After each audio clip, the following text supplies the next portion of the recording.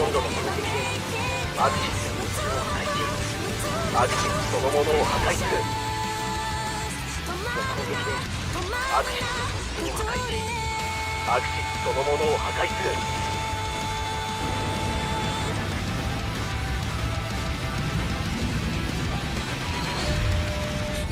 地図に消えないトラウマ仲間の心に刻んで優しく導いてこうなってる命の陰に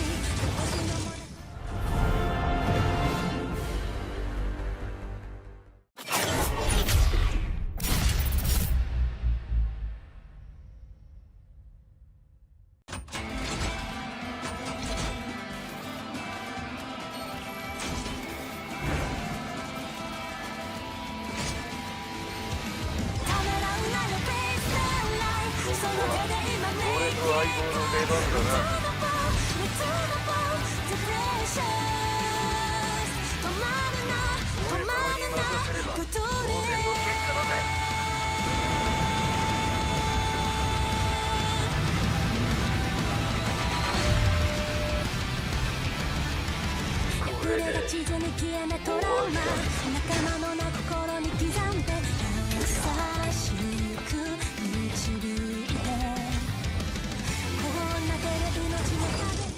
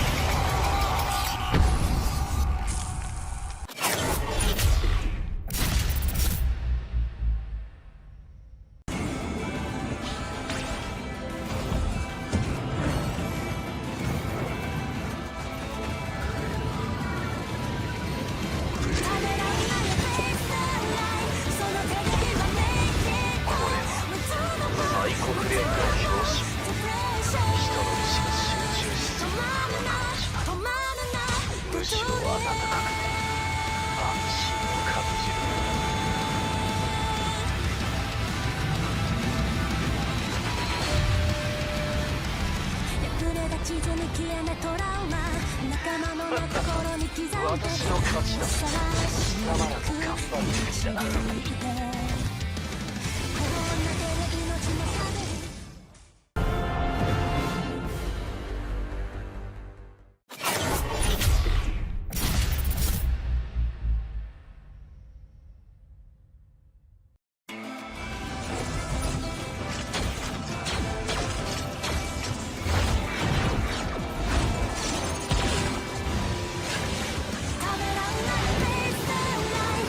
今度の攻撃でマグシスの器を破壊しマグシスそのものを破壊する。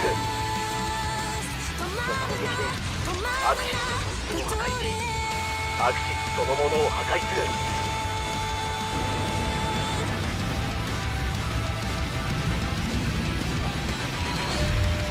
破れた地図に消えないトラウマ仲間の心に刻んで優しく導いてこうなってる命の影に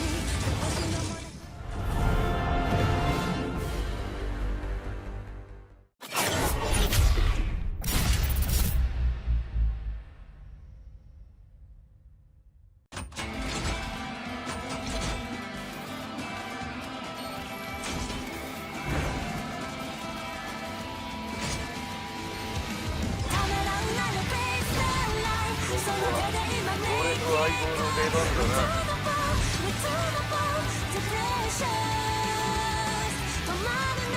俺様に任せれば当然の結果だぜ。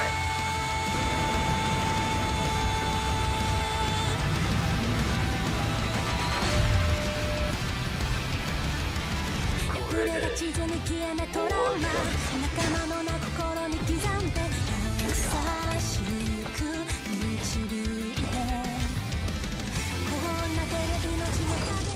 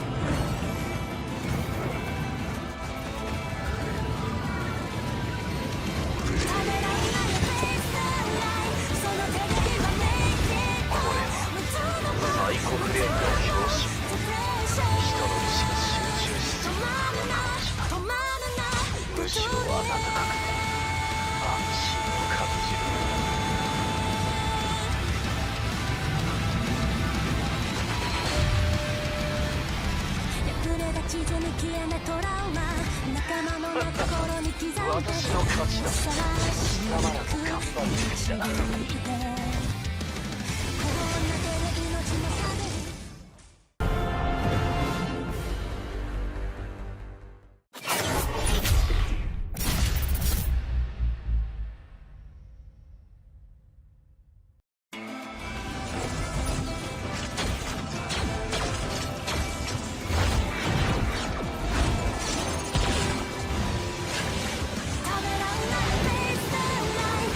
も頑張ってみた。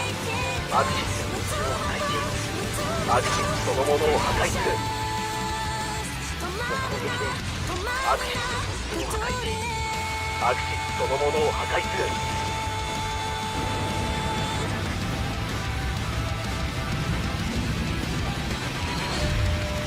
破れた地図に消えないトラウマ、仲間の心に刻んで優しく導いて。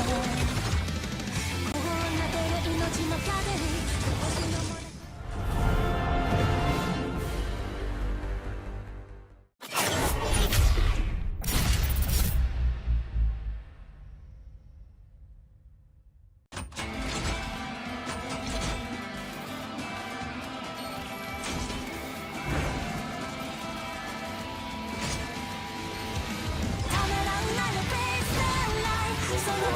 も俺と相棒の出番だな。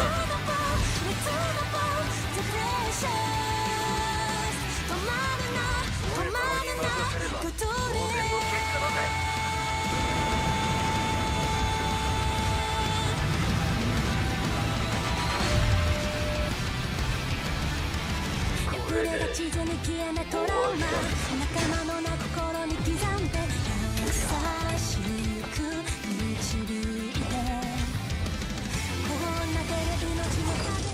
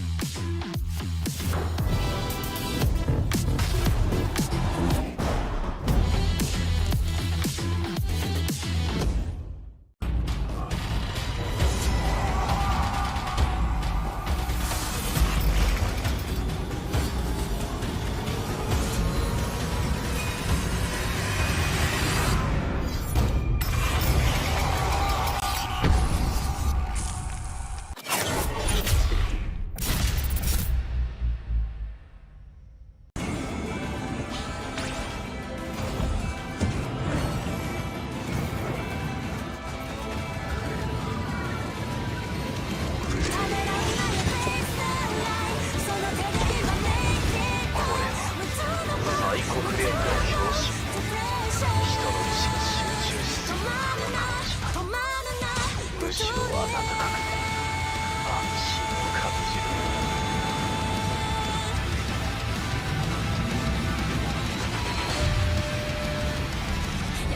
地図に消えないトラウマ、仲間の心に刻んで私の勝ちだ。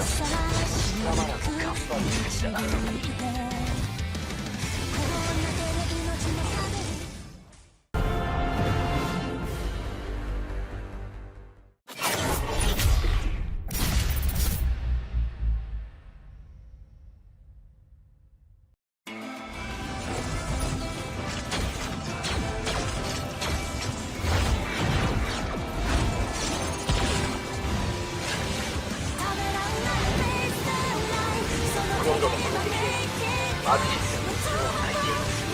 マジックそのものを破壊する。マジックを破壊し、マジックそのものを破壊する。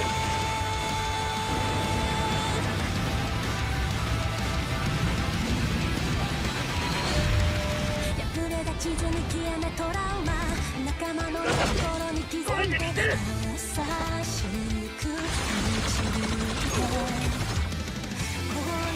命の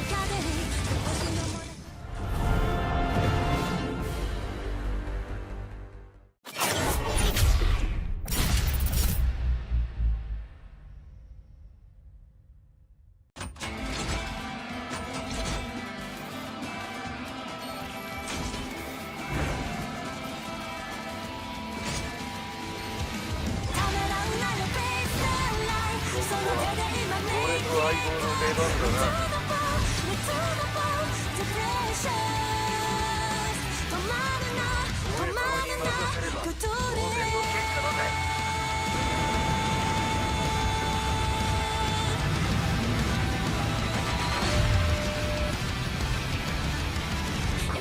地図に消えないトラウマ、仲間の心に刻んで優しく導いて、こんな手で命の壁。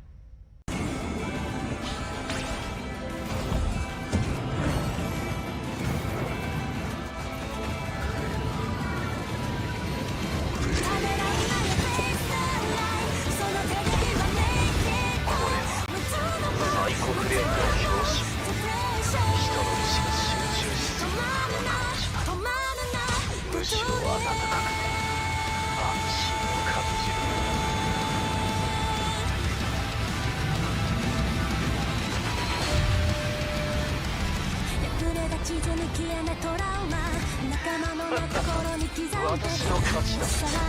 まだまだ頑張ってるんだ。こんな手で命の壁。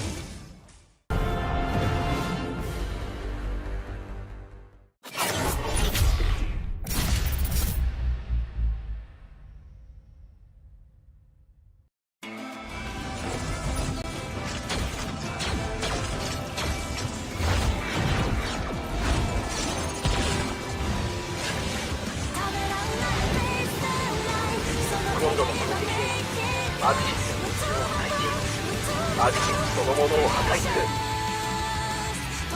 でアクシスの本部を破壊しアクシスそのものを破壊する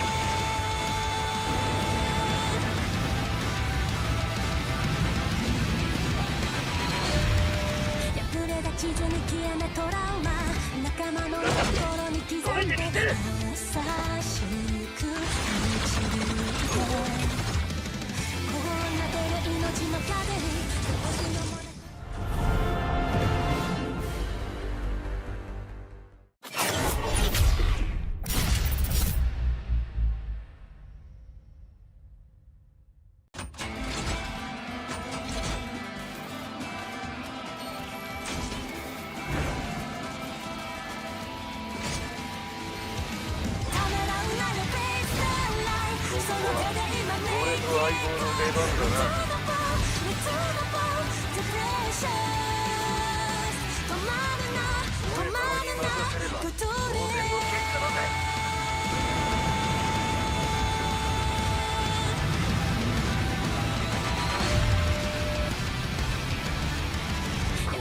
地図に消えないトラウマ仲間の泣く心に刻んで優しく導いてこんな手で命の風に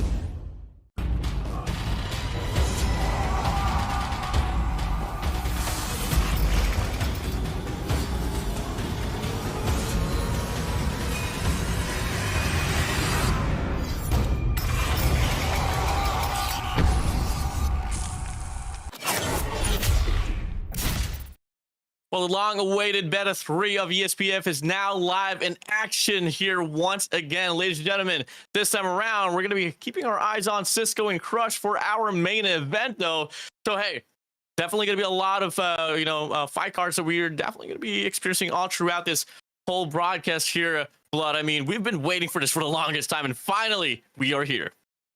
Yeah, been waiting for a long time for this one. I had the pleasure to at least get a quick taste or earlier taste through the media tour. Got to interview both the main event players.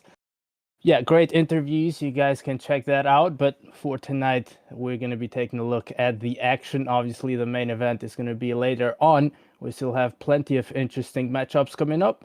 And, quite a few new names as well, Warden. They are trying to make themselves known in ESPF.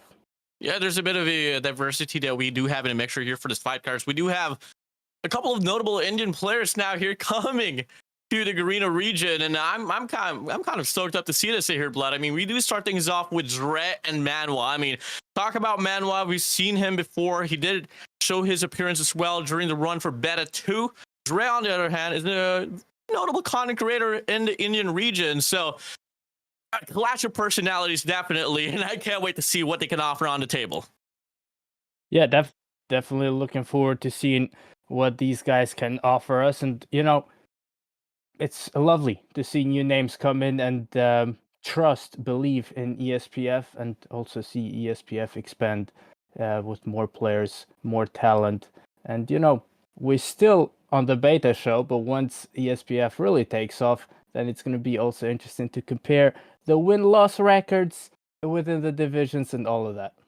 Yeah, definitely. I mean, there's going to be a lot of structure we can definitely talk about. I mean, come again, so far, what we've gathered here for the fight card has been surely purely invitationals, but definitely, after this whole beta series runs out here for ESPF, it's going to be out and open for the public. And mind you guys, this is a structure that we are going to be presenting all throughout the, the next couple of months or so. And we can't wait to see, you know, who's going to be the true top dog of this competition here that ESPF is going to be offering. Well, let's talk about Jhai and Manwa here. They did put up some quotes on social media, and one thing about Manwa that kind of caught me was that he said, I think it'll just be slightly competitive, to whereas ZreH quoted, he won't know what hit him because I don't know what I hit myself. Well, what I hit myself with. Yeah, that's pretty convincing.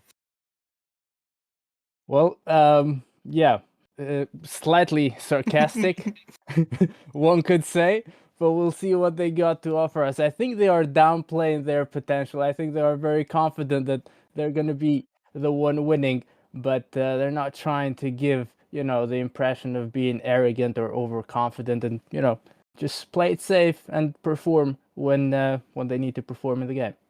Hey, yeah, let's get it on, man. I think the players, I mean, if the fighters are going to be ready now, looking like the first map is going to be Nuke Town, Habibi. Let's get it on. So, hey, going to be his first initial run here. Manwa up against the one and only ZreH, all coming from India. And if we do get to see the first initial kill, will be coming in from Manwa now. And he's going to be controlling the lane here, pushing up, looking to cut off the spawns.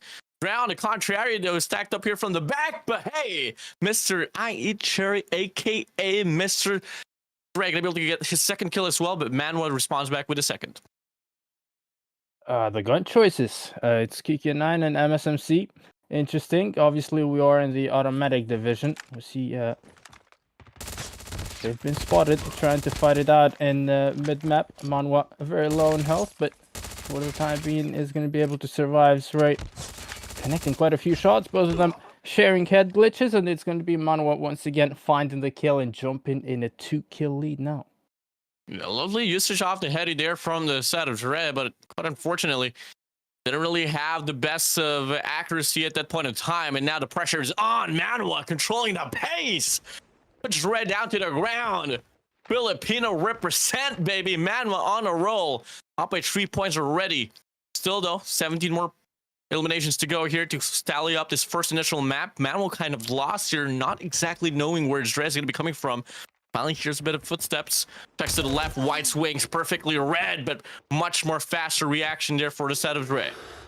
Yeah, interesting switch as well, going for the ASVEL. He switched to the AK-117 before, immediately got shut down, and now with the ASVEL trying to make something happen. Going for the wall banks as well. Interesting enough, playing for the intel. He's not really going to be able to spot him. Manwa has already rotated towards garage, and yeah, that's definitely not the direction where ZreH is going right now. Looking to reposition himself, trying to find a bit of information. He's making a lot of noise. Manwa spots him. Could hear him first as well, but unable to connect enough shots in order to find the kill first. Come again, do note this is the first fight card that we have here for this ESPF 3 beta 3, and so far it's going quite hot here. Back and forth battle as we speak on this mid-map. White swing here for the side of ZreH. It's so unfortunate not able to tally up the last 2 bullets to connect, able to get the equalizer. Up by 2. Manwa, he goes. And come again, Manwa, last time around that we were able to see him play out, didn't really show the best of light, but fortunately this time around, at the early start, is able to drive the game. But a bit of recovery now here has been found for a set of ZreH. Controls him down, sprays down, drops to the ground. Put him down, baby. Let's get it on. ZreH now tied up with Manwa. Yeah, it's 2021 all over again. Drop shotting with an ASVEL in hand in Nuke Town. That is absolutely insane. And just like that, ZreH jumps straight into the lead. Who would have thought after that amazing start from Manwa? This is really impressive. I mean, to be honest with you, somewhat of a biased take here from me, but I honestly thought that Manwa would be able to run this one down. But seeing how ZreH is playing right now, definitely a contender. But we're back to an equalizer here. Take it down just a little bit. Down a notch. Flip a reset. Still 6 minutes and 40 seconds to go to play for. Pops up here on the top side. Springs on by KK9. Too quick, too fast for you, baby. Yeah, that is nicely executed. KK9 proving to be a solid gun, especially for Nuke Town, where the most fights you will find yourself in are close range. Still ASVEL in the hands of ZreH. So far, so good. Not a huge difference. Now it's 2 kills difference. Time is ticking down, though. Only 6 seconds to work with for both of the players. And, you know, they might have to be a bit more aggressive, especially ZreH, who's now trailing back. He's going to get shut down once again, despite being behind the car. The terrific accuracy with the QQ9 of Manwa, bringing him his 9th kill. Oh, definitely. And, you know, this is really the problem for Nuke Town is that once you get the mid-map control and able to manipulate the spawns, it's going to be pretty easy for you to start a snowball run. And so far, that is what Manwa is doing. 5's free to his name. Not looking to stop at all. And look at this. He pushes towards the green side of the map, knowing for sure that ZreH is going to be pushing out here onto the yellow side. Gets the read now, swings on by. GKS now here onto the hands. So it's going to be the third weapon switch here for the set of ZreH. Is it going to be able to find any windows of opportunity? Looking like the answer is yes, as he finally puts a stop on that 5-3 of Manwa. Nicely done. GKS in hand, connecting quite a few shots. Both players trading shots, but none of them falling as of right now. Manwa hugging the wall. Laying down now, looking to make his way towards map again. That's right. Still just between the bus and the truck. He's going to be aggressive, so is Manwa, and it's going to pay off for ZreH this time around. And GKS from that kind of range proving to be the better choice. Once again, they've been spotted. Both of them spotted each other. Hip fire not really doing much. The repeat is not going to come through. Manwa repositioned himself, went all the way up, jumped once again down. It's pretty much a high ground battle. Manwa able to find a better timing there. Very unfortunate for ZreH. He had the high ground, but decided to jump down, and that led to him getting traded as well eventually. Yeah, definitely a game of cat and mouse here. ZreH once again on the trail. Manwa, off for a reset, was tagged up for quite a lot of HP. Falling back now, ZreH is just eager to try to go for the chase down. Knowing for sure he's down by the trail by 3 points, but you take it a bit too fast. You don't have the patience. Well, fortunately this time around, rushing does pay off. Able to get the kill, pops to Sim as well to get the reset and gets the read. Good for 2. ZreH he goes. Yeah, just one kill now, separating the two players. Just something less than 4 minutes to work with. And we see ZreH. He has absolutely no idea where Manwa is coming from, and that's going to be one of the easiest kills Manwa is going to find in this ESPF Beta Show 3. Once again, Manwa finds yet another easy frag as the initial peak from ZreH is not towards the right direction. Bit of a switch up here once again, just so good on one-upping ZreH, but I think we can definitely go down to the wire here. Still 3 minutes and 20 seconds left to go to play for. Right here, looking to get the read, but Manwa is going to be coming from the backside. Oh no, oh, ZreH looks so lost and confused. Doesn't know how to go on a spree in. Supposedly a snowball here to get the equalizer. Doesn't really happen now. Manwa still going to be up by 3 points. Yeah, Manwa leading quite comfortably as well, and he's been very unfortunate. The last 3 times he's died, it's been simply because he had no idea where the opponent was, or he was peeking the completely wrong angle. He's going to be able to find 1 kill now, looking to close down the gap just a little bit. He's going to pick up the QQ9 of his opponent, looking to be aggressive, but Manwa is going to be the one coming out on top yet again, showing him how it's done with the QQ9. Just laying down behind the truck, looking to play for intel. However, the push is going to come from behind us. From that kind of range, that was a piece of beauty coming from ZreH. Now, if he can find 2 more, he should be able to tie things up. He's getting shot from behind yet again. But the answer is F, though. Goes for the wide swing there. Up in the air he goes. Ooh. Talk about dropping, swan diving. Oh, swanton bomb. I mean, up in the air. Going a bit more aerial here for the set of ZreH. Manwa here, though. Will he expect his topside play? Drops down once again, but oh, Manwa, too accurate for his name. That's going to be once again 2 points up here for Manwa. Yeah, once again, 2 kill lead, 1 minute and 40 seconds to work with. What can ZreH do? Well, he's trying. He has to be aggressive. Obviously, pressure starting to build up with time ticking down. But that's costing him now 3 kills. Ooh, the spawn trap comes immediately through. Or Manwa finds yet another one. And that gap, instead of decreasing, is getting larger and larger. What is that? S63 or 36? Wouldn't be honest. How long has it been since you've seen this gun the last time? 5 years ago, 2020, baby. I mean, yeah. It could definitely excel in some mid-range and long-for gunfights, but when you have an opposition that is rocking the QQ9, do you actually think that's the best of answer? I don't think so. Manwa closing up the distance, knowing for sure that he has to deal with it. LMG sprays on by, overwhelms it, and just like that, one more point to go to secure the first map here on Nuke Town. Well, 45 seconds. 5 kills as ZreH needs to at least tie things up. I don't think it's doable, but we'll wait it out. 35 seconds now. Manwa, oh, he's going to get shut down. ASVL once again back in the hands of ZreH, who's trailing back by 4 kills. He has to be aggressive. He has to make a move, and he's trying to get the spawn trap going. He's not going to be able to find a Manwa there because Manwa is all the way on the other side of the map. He's inside of the yellow building, and, well, now he's making his way towards mid-map, but he knows with 15 seconds left on the clock, even if he lost that particular gunfight, well, it wouldn't have mattered anyway. He does manage to win it, though, accumulates all 21 kills needed, and map number 1 goes in favor of Manwa, which maybe was to be expected because that was his own map pick, Nuke Town. Oh yeah, definitely. I mean, a lot of greater shown, familiarities there by Manwa, and pretty much in the entirety of the game, it was really Manwa just on the driver's seat, controlling the pace, and overall that lead, and really great, bright knowledge on spawn manipulation there in Nuke Town, which brought Manwa to a lot of those snowball, snippets. Wasn't really too incremental. Definitely, there was still a lot of times where ZreH was able to force an equalizer, but there was really never a time where Manwa was on the trail, and guess what?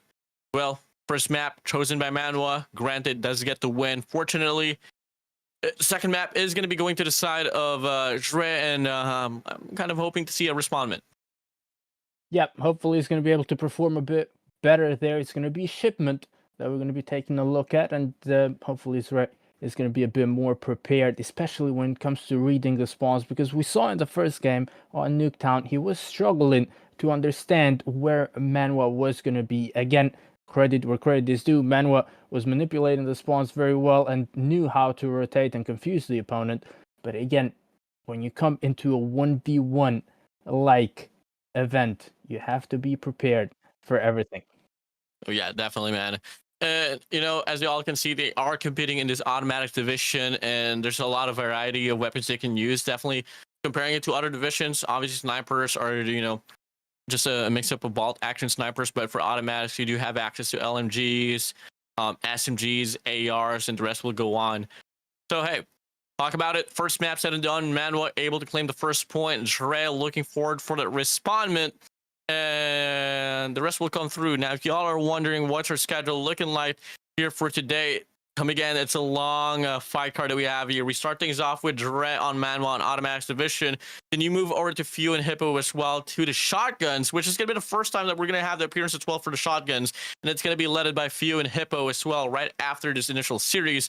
So, hey, if you all are loving some 262's KRM action, better make sure you guys are going to be sticking around here all throughout the broadcast. Indeed, that's going to be, the Shotguns division was the newest addition to ESPF, and this is the first time we're going to be seeing some action, some shotgun action. Maybe that was also the reason why stim shots were introduced as well in the rule book. They are allowed now. We saw ZreH, I believe it was, in map number 1 there of the first matchup, using it quite a bit.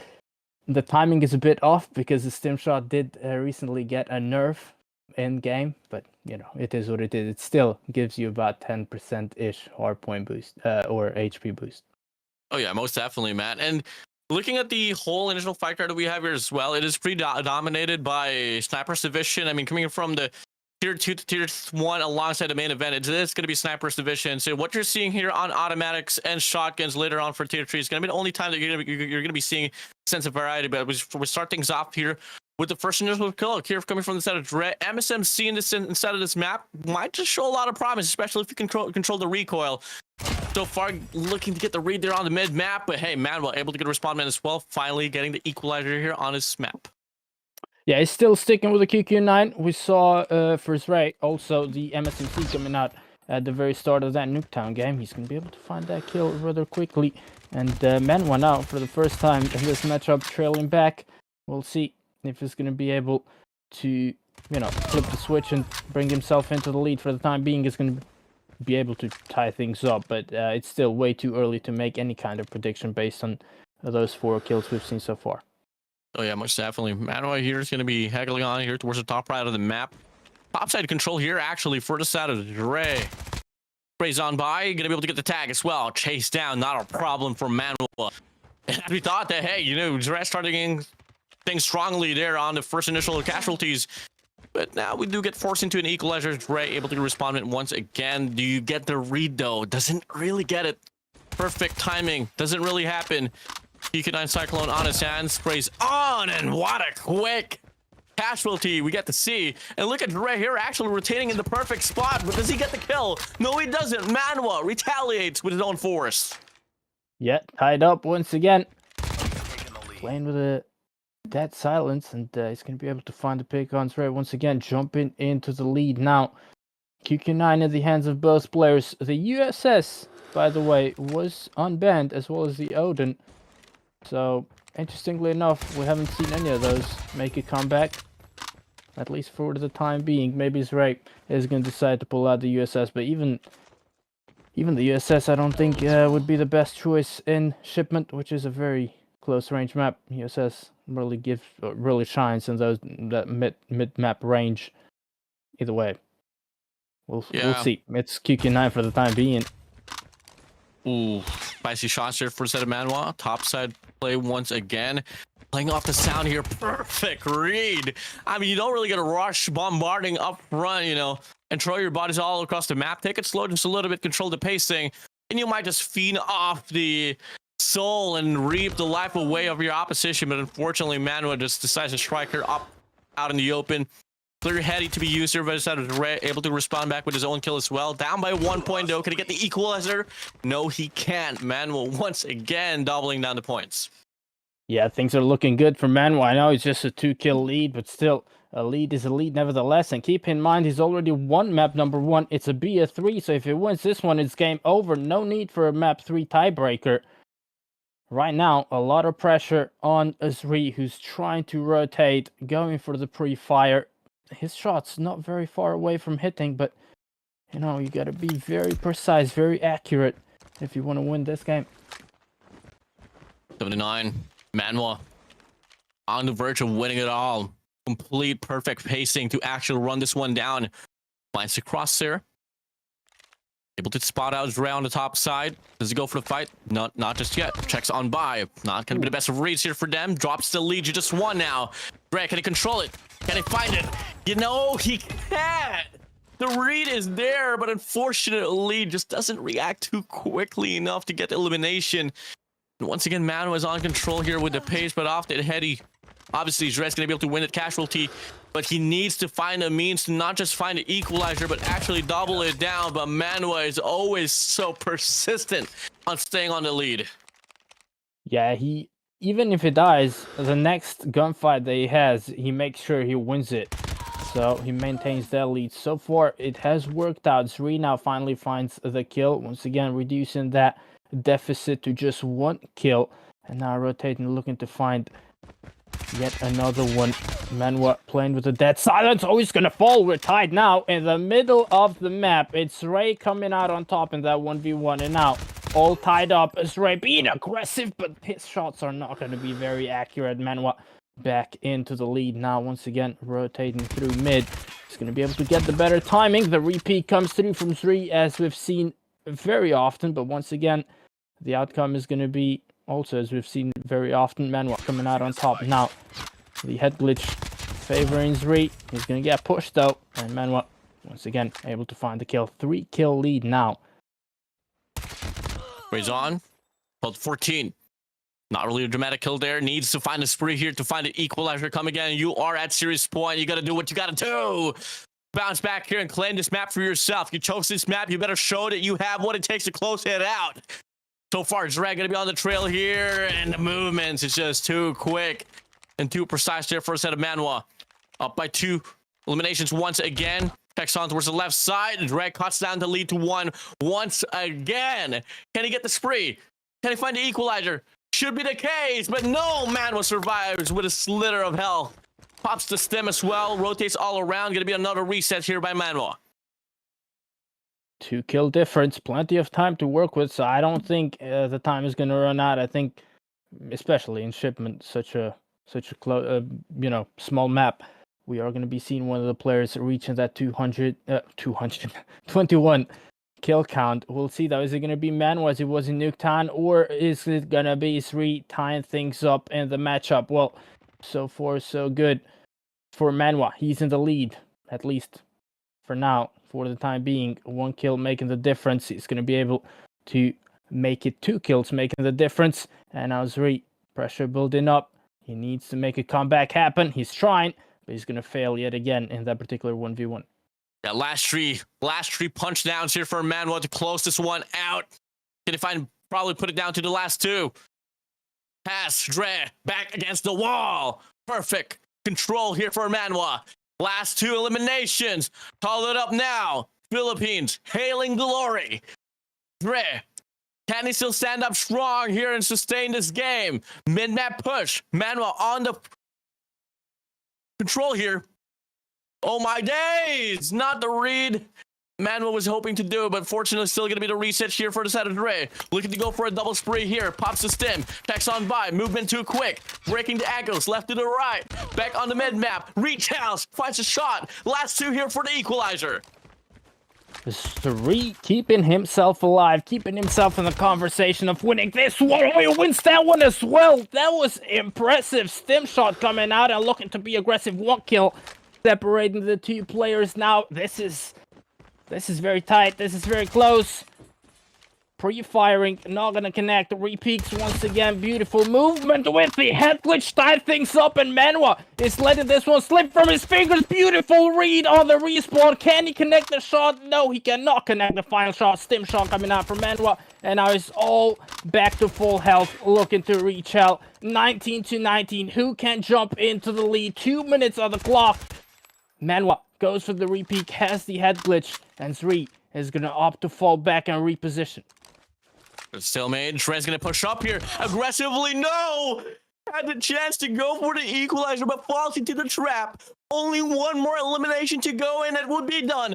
Up by 1 for the series 8. We go, but we get to see a 20 off 20.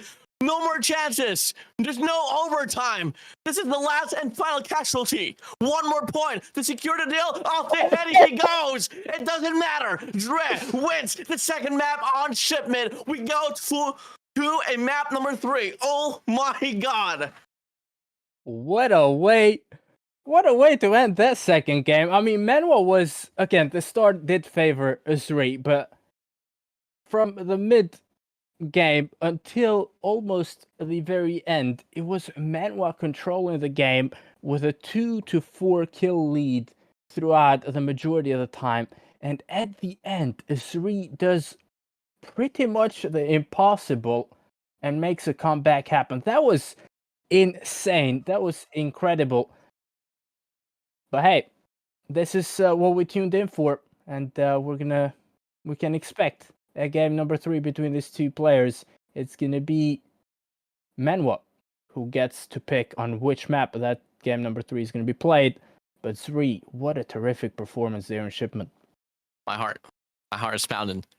What a game. That was probably the closest game that we've had here on ESPF. I'm not even sugarcoating this. And to come think of it, it's the first fight card that we have here for this beta 3. This is absolute cinema. Yeah, if tier 3 games are going to be like this, imagine what we can expect in the main event. But, it's a great start to Beta Show 3. We'll see how it is going to be wrapped up for matchup number 1 here in the map number 3. We're going to wait for Manwa to pick his map, and then we'll jump straight into the action. Warden, this is going to be tough to predict, but who are you favoring in this first matchup? Honestly, with the persistence that ZreH was able to put up, and especially that, I wouldn't even say ego chow, but it was definitely an ego chow at the last casualty. It was off the heady. My guy, ZreH, doesn't care, doesn't give a single damn about no disparity. Doesn't matter to him. He wants to get the job done. He knows the stakes are up high. Took the risk, leap of faith. I feel like a fighter like he is, ZreH, is definitely one of the one of the key models that you want to eye out for here on the ESPF. All right, Kill House it is.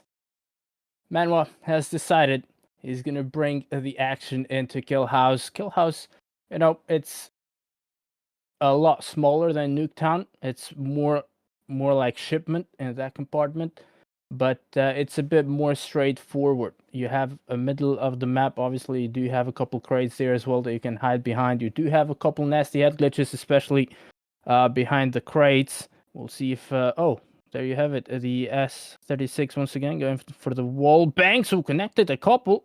Unable to translate that into the first kill, but ZreH, we see he's trying to be aggressive right off the bat, getting shot at, and Manwa still sticking with a QQ9, able to jump into the lead right off the bat.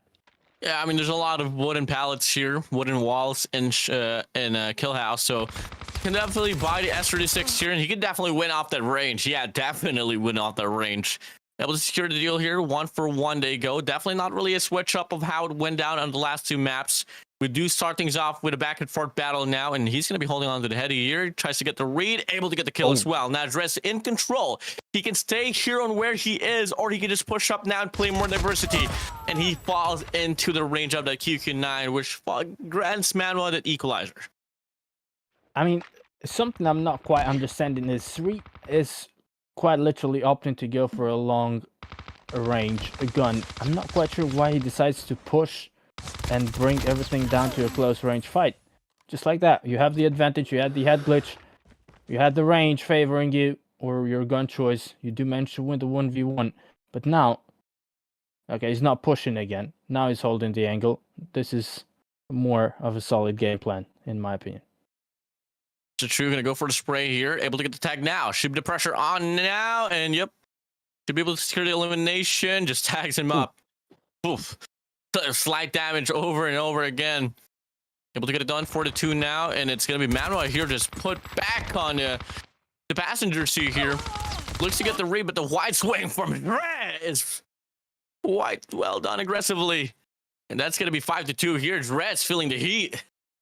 Yes, right. This is a dream start coming from him. Has he spotted Manwa though? He's going for the wall banks, but I don't think he spotted Manwa. Yeah, he hasn't. He has absolutely no idea where Manwa is, and Manwa should find an easy pick. No, stim shot saving the day for the time being. It's still a very close range fight. Both of them go for the repeat, but it's ZreH once again coming out on top. Now 4 kills difference very early on. Yeah, but gonna be finally responding here, finally off Manwa after that pretty long segment there from ZreH, but doesn't really get the read. Spawn's going to be on the red side here for the set of ZreH. Decides to go out in the open up against that S36. Definitely not going to be favoring you there, Manwa. That's going to be here back against the wall once again. Perfect spawn control from ZreH. Oh my days. If he wants to tell me this was the same ZreH on the last 2 maps, I'd be losing myself. Maybe he was holding back.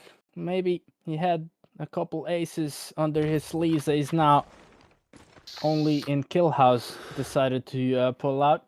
We'll see though. For the time being, he has double the amount of kills that the opponent has. Manwa playing the sneaky snake game, looking to slither his way towards the opponent, but that's not really going to change the outcome. It's once again ZreH coming out on top in that particular encounter. Now 9 kills in total for him, only 4 for Manwa. Wow, so you're true to wall, able to get a few tags here. Just pokes, just a bit of poke damage, and well, at that range once again, you are running an LMG. You should be able to overwhelm this one down, and I'm kind of surprised that Manwa doesn't really have any ARs or LMG to work with, but hey, switches to the Switchblade, definitely going to be providing more range this time around and a lot more versatility. Going to be holding off to the heady here to try to secure a bit more points. Decides to hop out, slides in the open, and will still be able to win the fight. Manwa here finally getting some sprees going on. Look at that range. Look at... That sounds... You know, if you show somebody that clip, they're gonna accuse him of hacking, but we all know he's not hacking. He's just very accurate with it, knows how to control the recoil of the Switchblade, and does an incredible job to find the kills. But guess what? ZreH also does an incredible job to find quite a few kills with this LMG. S36 in his hands. He's gonna get traded there by Manwa, who's still trying to fight back, but it's still a 4-kill gap between these 2 players. Off the head of here, going to be a tough gunfight for Manwa to win. And yep, definitely going to be able to overwhelm Manwa there. ZreH now here in control once again. Pushes now here on the red side. Forcefully able to put Manwa here on the blue side. Manwa, though, is going to be creeping here like a snake. Pop sees the head as well. Doesn't go for the shot. Closest is out the distance. Going to go for the spray. But does he confirm the kill? Yes, he can. And now that's going to be a pretty much a solidified rotation here for the set of Manwa. Should be able to predict where ZreH is going to be coming from. The question is, though, does he get the kill? Spots one up in the air. Pops the stem as well. 2 combos free here for Manwa. 13-10. Things getting a bit closer, slightly closer. Time, plenty of it on the clock, and Manwa able to find yet another kill there towards wood. Looking to reposition himself. Ooh, I don't think he's going to be able to read this respawn correctly. ZreH's going to be behind him. Now he's going to get the timing right, though, and I think ZreH was making quite a bit of noise there. Manwa able to hear him, able to turn around. Now just 1 kill separating the 2 players. Is ZreH going to do this, going to make the same mistake that Manwa did in that Shipment game and let pretty much this game slip from his fingers? He switched back to the QQ9 and is maybe trying to prove they can do it even with an SMG in Kill House. Looking to find the pick on Manwa just like that. A lot more accurate spawn read this time around in this map, and a lot more accurate shots as well. 15-12, both of them on a head glitch, but Manwa is going to be able to come out on top. Stim shot looking to be aggressive and push towards the opposition spawn. He's going to get traded though, and ZreH regains a 3-kill lead. Still going to be a pretty tough game here regardless. Off the head of here, Manwa holding someone down. Off he goes, secures the kill. I mean, there's no rules or regulations that goes against holding the head lead there on the pallet, but definitely Manwa wants to keep things more interesting and rotates here towards the blue side, but you give off that position here towards ZreH. And you know what? You pick me off on this location. Well, I use it for myself as well. He goes back to the head of here, bites the bait. What can you do? Absolutely nothing. You pay for the price. Get a taste of your own medicine, Manwa. Yeah, that heady is, I'd argue, the best head glitch in this map. And we can see Manwa going for it as well. Trying to lure the opponent and immediately jumping back, and look at that. Makes it look so easy. A switch back to the QQ9 as well. No more switchblade in his hands. Now, ZreH looking to be aggressive. That was a beautiful slide, beautiful read, and terrific accuracy as well. Looking to hold on to the head glitch. No, he's not going to do that. Looking to be aggressive. I don't think Manwa was expecting that. Manwa was looking towards that particular head glitch. Little did he know, or excuse me, ZreH. It is what it is, though. 19-15. 2 more kills needed for ZreH. Can he do it? Can he wrap things up within the 2 minutes and 25 seconds left? Or is it going to be Manwa making an insane comeback happen? If he is, he definitely started with the right foot. Able to find 1. Just 3 kills separating the 2 players now. Gonna be a lot more here for ZreH, who's able to put up the stellar comeback on Shipment, put it down here on Kill House. Only 2 more eliminations to go for him to secure and finish off what he started. Goes for the chow, spots it down. 1 more point, he goes. ZreH in control. The spawn fits into his favor. Up behind the pallet he goes. Manwa can hail down from the skies. ZreH gets the read, able to get the first bullet to connect, looking to go for another commitment. Here Manwa is struggling, back against the wall. 1:40, time on the essence, not into the side of Manwa, and it should be ZreH coming from the Indian region, closing it out, but Manwa stays alive. 1 minute and 30 seconds to work with. He needs to be aggressive, but most importantly, he needs to win every single encounter that's left, and he should be able to find this one. He does. ZreH had absolutely no idea. Look at this, trying to quickly rotate, laying down in the mid-map. Surely ZreH's not going to be expecting that. He's on the head glitch, though, the deadly head glitch, and surely you don't want to peek that. Manwa, he's low on health. He has to wait and regen. Looking to reposition. He's going to reposition. Stim shot coming out from ZreH. Looking to be aggressive. Both of them on the head glitch. Manwa wins it. Keeping this alive. 2 kills needed. Only 1 for ZreH. And this is a similar picture to what we saw in map number 2. It's just that the roles are reversed now. No way. Manwa, 1 more to go to get equalizer. He spots him. No, he doesn't. No, he doesn't. No. Takes on by, goes for the shot, gonna go for the chow, and ZreH closes it out. ZreH wins the fight. Closing it in, starting things off with a solo comeback on that map number 2 in Shipment. And definitely denies that comeback coming in from Manwa. ZreH, congratulations for being the first winner here on the fight card. Congratulations to ZreH indeed. I mean, in that third map, I don't know if he was struggling, but he definitely made it a lot closer than it should have been compared, or judging by the way he started that map. Nevertheless, that doesn't really change the final outcome. He does manage to win it. Only 2 kills difference at the very end of that kill house game. But on a map count, it's a 2-1 victory in the bag for ZreH. Manwa had a great start, winning map number 1. Almost won map number 2 as well. And almost made a comeback happen in map number 3. But almost is not going to cut it in ESPF. You have to be the man. You have to win it. And this time around, it was ZreH able to win it. Yeah, it was definitely a hot and a pretty insane run there, Blood. And you just can't dwell on it too much. It was a pretty strong fight here between these two. But unfortunately for the side of Manwa overall record, it's going to be another loss for your side. So, hey, better luck next time. But for the side of ZreH, I mean, having his debut here on Beta 3, able to get it done. But with that being said, we still got a lot of fights and matches up next here for this fight card. Up next, we got Few and Hippo. And actually joining you on the desk this time around is going to be the catcher making a debut as well here on ESPF. We got Cali Gaming as well, rocking the mic with Blood on the next fight card. So, ladies and gentlemen, this is Beta 3 of ESPF. We'll be right back.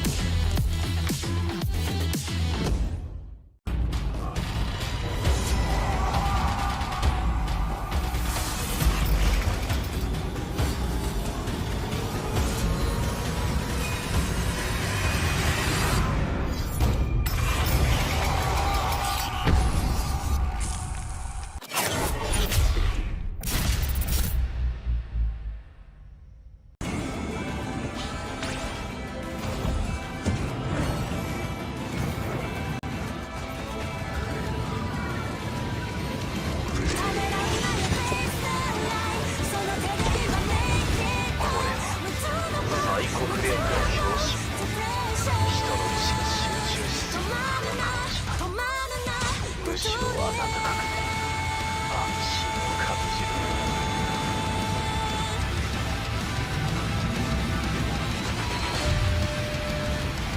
溢れ出ちずに消えないトラウマ仲間の心に刻んで私の勝ちだ。さらし貴様らも頑張るべきだ。こんな手で命も食べる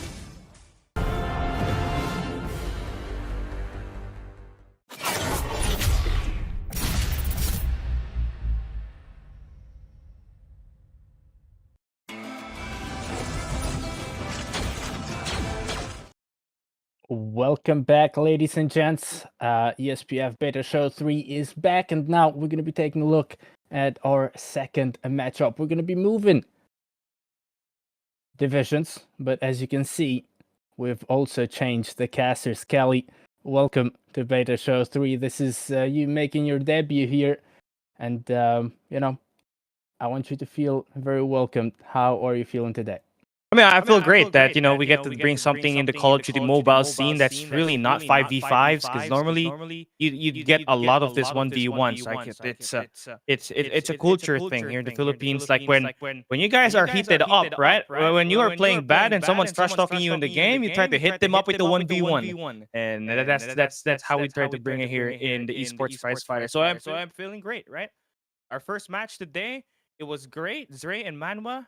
Reverse sweep to end that game. Now we move on to the third shotgun battle where Few and Hippo have a pretty contrast kind of moment, right? You got Few, a former pro player, then you got Hippo, which is a content creator. Yeah, we'll see if the experience of playing professionally or if the fun of creating content for Call of Duty Mobile is going to come out on top. Nevertheless, Few is no stranger to ESPF. He's already participated in Beta Show 2. However, there he was participating in a different division, so rightfully so, the win-loss record still remains 0-0 for the Shotgun division. The Shotgun division is the newest addition to ESPF. Hence, nobody has any record in this particular one. It's going to be a fun one, though. Hippo did manage to win the coin toss and had the chance to pick the first map. He picked Shipment. And for the second map, which is going to be another guaranteed map, is going to be Kill House. If we need a tiebreaker, the loser of map number 2 is going to be the one deciding where we jump. It's shotguns, so obviously the maps are going to be the smallest maps Call of Duty Mobile can offer. Interestingly enough, I have no clue what kind of shotguns they're going to be pulling out. I'm going to assume KRM, maybe HS, but I don't think anyone is going to go for something crazy like Echo or something like that. Oh man, that's gonna be crazy to see. A lot more of that weapons like the R9 or the Echo be play here, but because normally those kind of shotguns, right, they requires a lot more, spam, right? Instead, you can use a KRM or an HS where it's just a one-shot capability. So there's really a different kind of feel into it. But we're heading into a shipment map, right? Where we saw one of the craziest plays between Manwa and ZreH earlier, where it all went down to a decider. 20 versus at 20 points, right? Winner takes it all.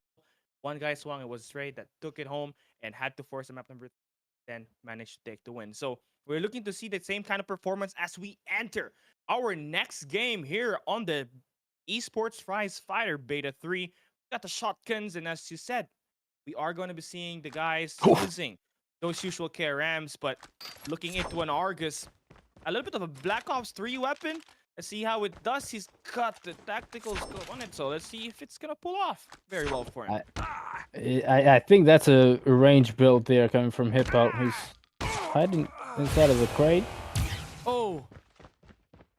One of the easiest kills Few is going to get with a KRM. Great start coming from him. He's gonna... Oh, Hippo is having connection issues, I believe. He's not moving, so he should be good. He's moving. Things go on. Hit marker coming through from Few. Oh, no. Able to connect the shotgun shot as well. Things looking good for Few for the time being. It's got a 2 and it's a 2 spree right here, and right now it's Few just really just dancing around the map, and you know how comfortable he is He's checking all of his corners and he's just trying to process by elimination. And he's got 4 spree already building up his score streak, which is not going to be used, but a great indication that he's got a full hold of this moment. Hippo really struggling to find his groove inside of this game as he gets farmed on the first 5 kills. Great start coming from Few. You know what his quote was before ESPF started? Well, he said, "He's not my enemy. He's just my warm-up." And right now, he's definitely living up to that quote. 6-0. Hippo has absolutely no chance, even though he's been reconnecting quite a few times. I think he's having connection issues. I'm not quite sure. Fine, though. Right now, he's back and he's playing. But again, the situation is still the same. It's just Few with the shotgun playing, and there we go. After 7 kills, he finally gets to land 1. Tries to pick up the opponent's weapon and see if he can try to get a couple of kills with it, but he's gonna fall. And Few, again, utter domination. He is just shutting down Hippo every time he spawns. The survivability rate just only lasts for 3 to 5 seconds, and it's already gone. Few with another bang. 10 kills already on the first of 21. This is really looking like it's a dominant win. Yeah, and if we consider this is actually Hippo's map, what are we? This is cyberbullying. I'm not quite sure if this is allowed to be broadcasted on TikTok and YouTube. This is surely violating terms and services or whatever those things are called. But yeah, this is very one-sided. Few is having fun. Hippo has managed to find 2 kills, but as soon as he respawns, he's usually dead as well. And just like that, Few took him 3 shots this time around to find the kill. The first 2 not able to connect, but eventually he does what he's been doing throughout this entire map pretty much, and he's able to win it. You know, this was Hippo's map pick as well. So if he's struggling here with his own map pick, imagine what we can expect in Killhouse. Yeah, for sure. I mean, that's going to be the home ground or Few. And this one, it may have been a home for Hippo, but Few has really invaded the privacy right now and he's just going in for the throat. Another headshot there. Man, he's getting a haircut every time he takes down Hippo. And there we go. Another headshot, right? It's just looking impossible. 3 more kills for Few, and this is going to be done and dusted. Hippo gonna have to try to survive. Maybe at least make it manageable for him. Like make it look like, make him perceive that he's got a fight in him left here. But that's not gonna work, right? Few just dancing like a snake, and he is gonna win this fight, is he? The KRM in his hands, he is gonna give Hippo another down to the ground. One more to call it game. 21-3, a 5-point club on Esports Fighter Beta 3. Few just made a statement here in this match. All right. Well, we might have to rename the division to Fuse Division and no longer Shotguns Division, because what did we just see right there? That was absolutely insane. That was, if I'm not mistaken, somebody needs to check the data, but I think that was the most one-sided game we've seen in ESPF history so far. Great stuff coming from Few. We'll see if Hippo is going to be able to respawn in map number 2, which is going to be Killhouse. He said he thrives under pressure. The pressure definitely started to build up now, because if he loses map number 2, he ends up losing the entire matchup. We'll see if he's going to be able to make a comeback or at least perform better in map number 2. It's going to be difficult, and trust me, I personally wouldn't want to face Few, seeing the way he just played right there. So I kind of feel bad for Hippo, but he knows what he signed up for. ESPF is not a place for people who get easily scared. You still have to, endure and try to perform better than you did previously. Try to steal that victory from your opponent. We'll see what Hippo can do, but as things stands, the odds are definitely stacked up all against him. Yeah, it's definitely stacked up against him, knowing what happened on his home ground, right? When you try to pick a map, you try to be confident with it, and it just doesn't really factor in a lot for him, right? He was trying to use an Argus, he was reconnecting, and it's just looking terrible for him. He could not really land enough shots for it to look like it's a manageable game for him. And it's the hot streak that was really important there for Few. And you mentioned he was here for Beta 2, but on a different division, if I'm not mistaken, right? Yep. And Yep. Yep. Now he's just focused more on playing the shotgun division, and it has translated to be a very well performance coming out of him. So if he just continues to keep up the way that he played on that map number 1, this map 2 is gonna belong to him. We don't have to go to a map number 3. This guy's gonna go freaking kill it. So now the task here is, can he close it out, or will we see a comeback be made by Hippo on this map number 2? Well, again, I would like to quote what he said. He's not my enemy, he's just my warm-up. It was just about warm And up. when I read that before this matchup started, I was like, well, surely this guy cannot be. This guy is trolling. He cannot be serious. But after seeing that game, Yeah. number 1, you know, this man doesn't just talk. He talks and then backs it all up with his game. I'm excited to see what is going to happen in map number 2. I really do hope Hippo is not having connection issues, because obviously we want to make it fair for all the players. We want pretty much the result to only be based on the skill difference of the players and not on external factors that the players cannot influence. So hopefully Hippo, if he is having connection issues, is going to be able to fix those.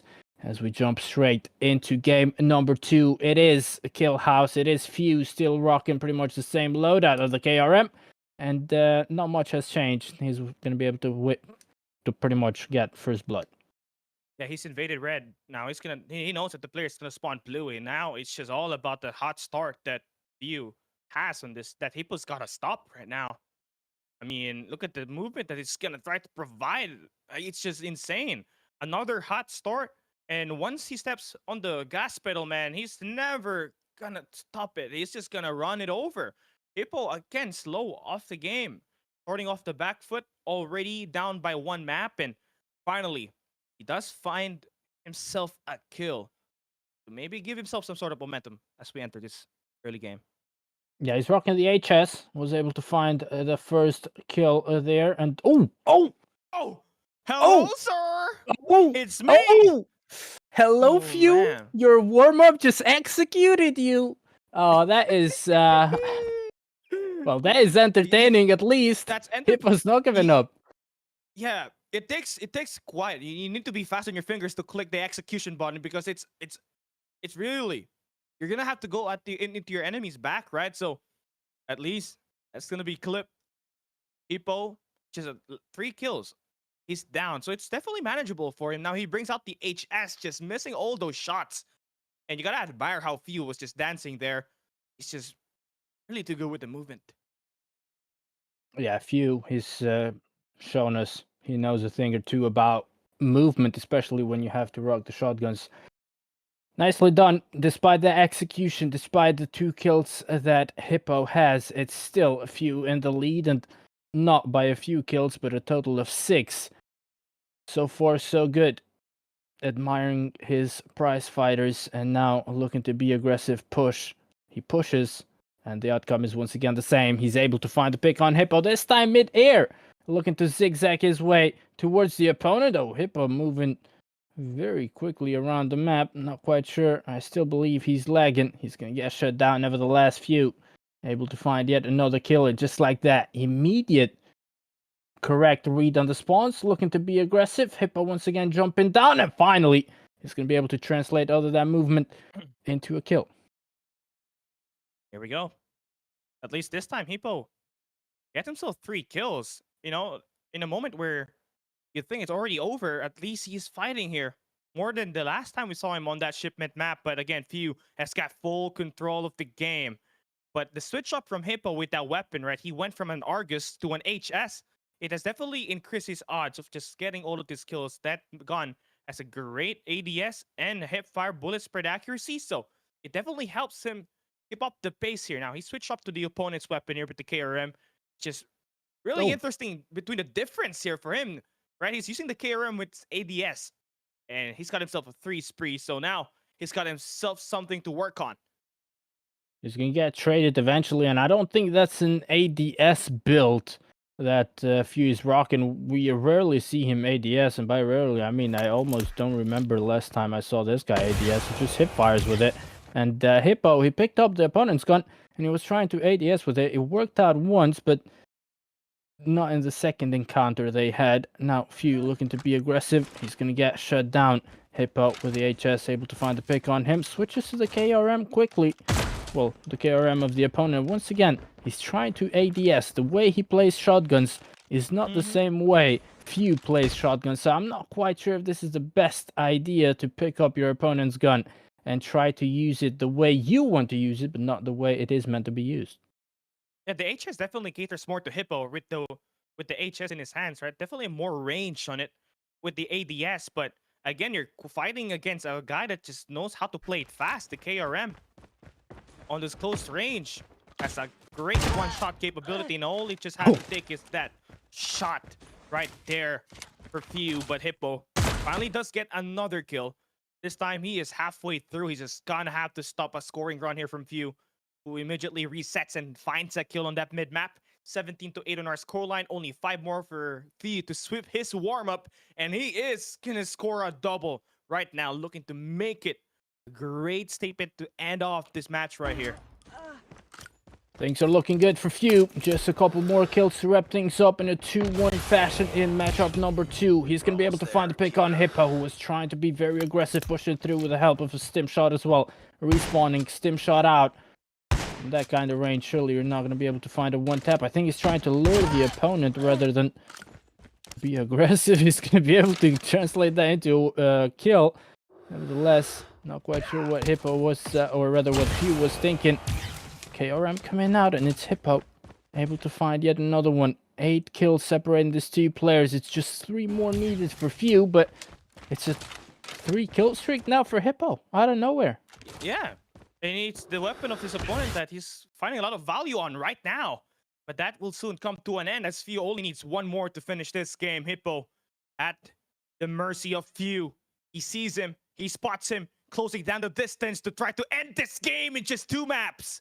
Few with the W. 21-12 on this scoreline, and a massive dominance coming out of that map number 1. We got ourselves our second winner on our fight card. Hippo, unfortunately, he's going to have to rage quit. Few finally finishes off his warm-up. Now, he can continue playing ranked games, man. Yeah, Few, congratulations to him. The second matchup was pretty much the complete opposite of the first matchup we saw. The first one was very close games, comebacks happening left and right. And this one, it was pretty straightforward. Few was on top since the very beginning, and he ended up winning the matchup in a 2-0 fashion.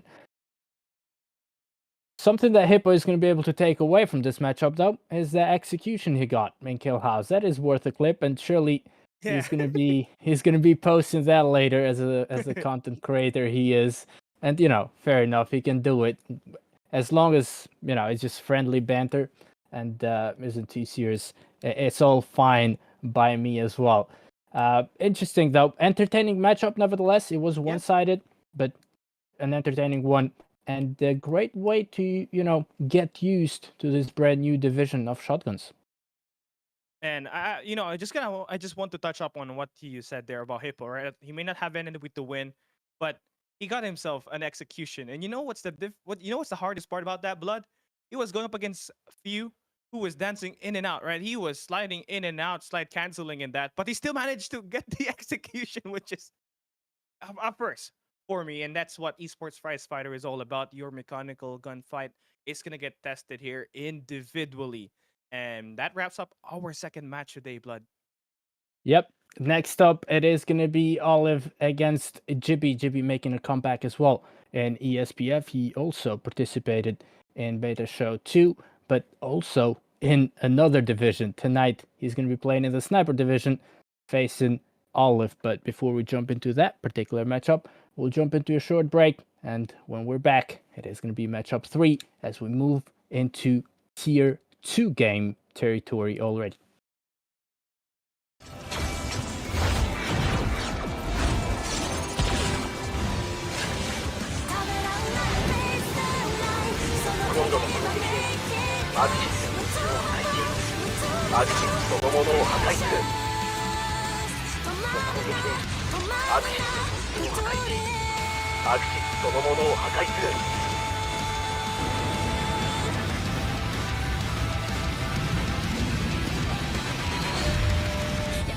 地図に消えないトラウマ仲間の心に刻んで優しく導いてこうなってる命の風に少しのもの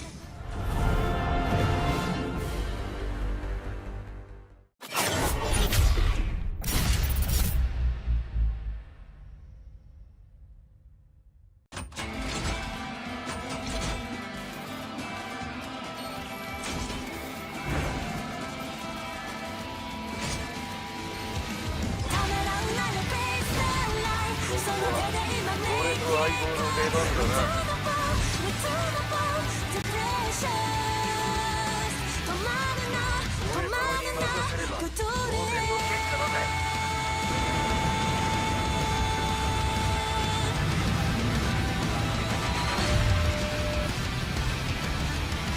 これが地図に消えないトラウマ仲間の泣く心に刻んで優しく導いてこうなってる命の風に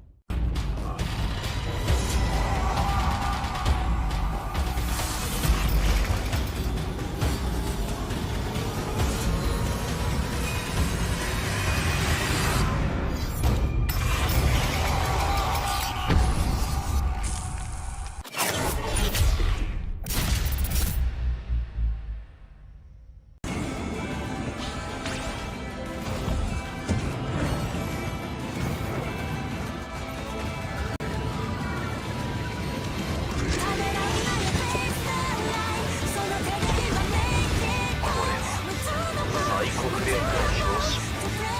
人の意志が集中しすぎるこの感じ。むしろ温かくて安心を感じる。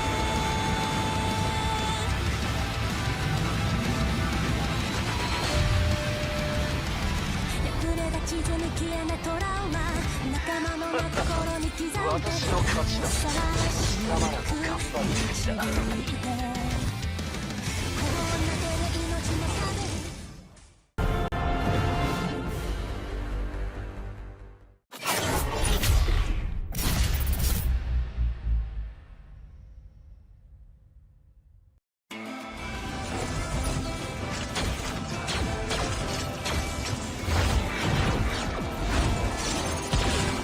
ためらうなよフェイスラインその今度の攻撃でアクシスの道を塞いでいる。アクシスそのものを破壊する。この攻撃でアクシスの道を塞いでいる。アクシスそのものを破壊する。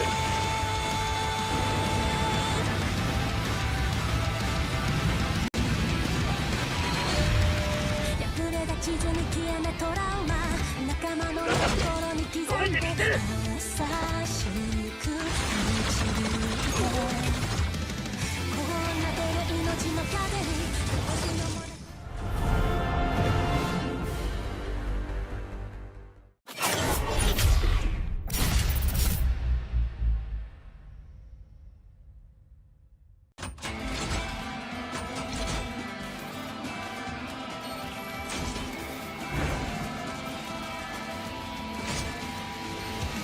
ためらうなよフェイスライン We're back for more blood, but this time around, it's not going to be blood here with Callie. It's going to be me, Warden, back on track for more action here on ESPF Beta 3. Callie, you had your debut on the second fight card that we had here on Beta 3. And so far, man, talk to me how you felt about that one.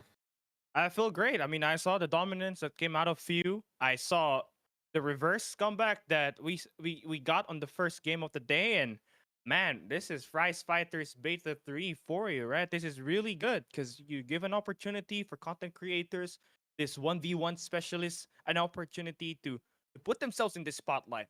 And I know for sure few is going to be posting all those highlights later on today due to how dominant that match was. But for Hippo, who may have taken the loss earlier in that match number 2, Warden, he still ended up with an execution. Nothing is as disgusting as an execution on a 1v1.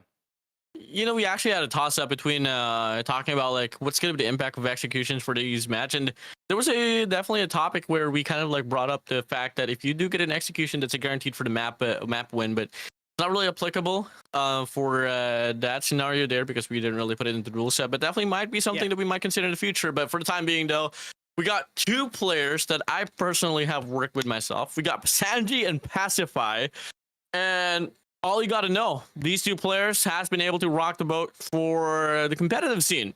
As we came from, Cali, our natural habitat in the 5v5 scene, these 2 players are definitely promising, but totally a different nature this time around because this is a 1v1 scenario. It is definitely. And looking into the 2 guys here, you got Sanji, who was always ever reliable as a sniper for any team that he's played with. And on the other side, you got Pacify, which is a new guy on the block. He is one of the few standouts that you got in the Garena Call of Duty mobile scene that can really step things up. And he is currently playing for RTL Prestige in the 5v5 multiplayer tournament that will be held in a couple of weeks in Garena, right? Along with Sanji, who's going to be playing for A&M Thanatos. So that is really going to be the key break here, Warden. These 2 are professionals. And this 2 has the hearts of champions. They will refuse to lose. So we gotta be prepared for what we can see between these 2 guys right here. Oh yeah, most definitely, man. I can't wait to see how this one's gonna play out. And they're gonna be competing in the snipers division. So hey, let's just get this one on. But for the time being, if you guys are new to ESPF, this is not a tournament or traditional esports league. No brackets, no eliminations, and there's no grand finals here. ESPF, we organize and operate a new platform called Esports Fight Card to elevate 1v1 competition. Each event is built to showcase competition, presence, pressure, and player branding. Witness the first generation of ePrizefighters make their mark in mobile esports history. And obviously, huge shout out to our founder, Mr. Kyle Stack Sanford himself.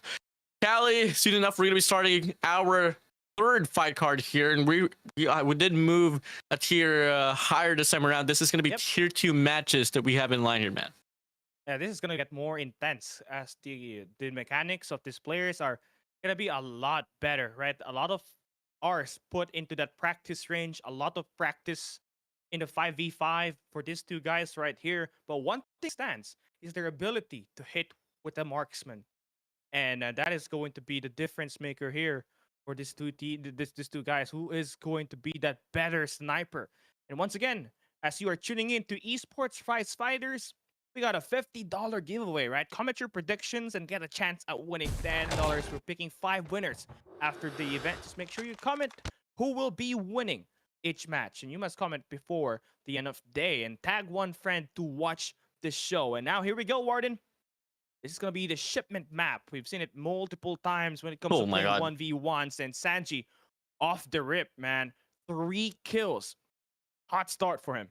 Yeah, pretty hard start here for Sanji. And talk about his tag, though. I mean, this might just be a leaker, Callie. I wasn't sure who was the new roster for Thanatos, but hey, Sanji's rocking the tag. That's something that we have to eye out for probably on the 12 later on. But for the time being, no, back to the fight here. Prestige, Mr. Pacify himself, finally finding some shots on the board and lowering down the lead of Sanji by 1.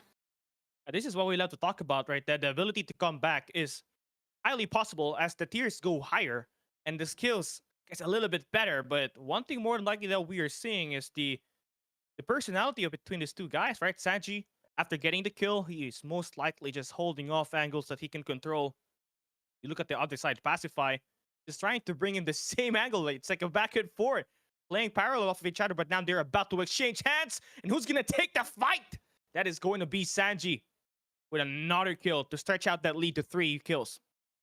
Oh, beautiful control here from Sanji. Still looking to be pretty unstoppable here coming in from the first few segments. Coming now, Pacify back against the wall. Able to get some elevation here. Mr. Look, I got the high ground, but it doesn't matter. Walks into Sanji, crosshair to the face. That's going to be another knockdown. Oh my God, Sanji. Come on now. Oh man, Sanji just stepped on the gas pedal. Now he's just running back and forth and just locating all of these eliminations. And here comes the 5th and the 6th engagement. But this time, Pacify is going to stop the bleeding. Finds himself a double kill with this LW3 Thunder. Definitely one of the best weapons that you can get in COD Mobile right now. One of the best one-shot capabilities. And, you know, the replacement of the original DLQ-33. It's been a year. Almost 2 years, Warden. This guy then definitely still is remaining as the meta weapon in the competition. Yeah, I mean, we actually had a conversation about putting the tree line rifle here, but man, that sniper is pretty nasty, bro. You go for the shot on the limbs. You get the one shot regardless. So we decided to ban it for this beta 3. Maybe some nerfs will happen and ensue. But till then, though, definitely going to be the main weapon here for the sniper division. Going to be the LW3 Tundra.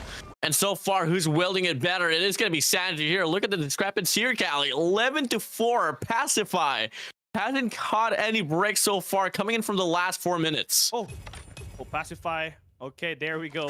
See if he can reset himself. I mean, the difference here is that he tends to play more middle and a little bit more aggressive to how Sanji plays it. So you definitely have the element of surprise out of this. But he may have been hurt. He's been spotted, and he is gonna get that information and convert that to a kill.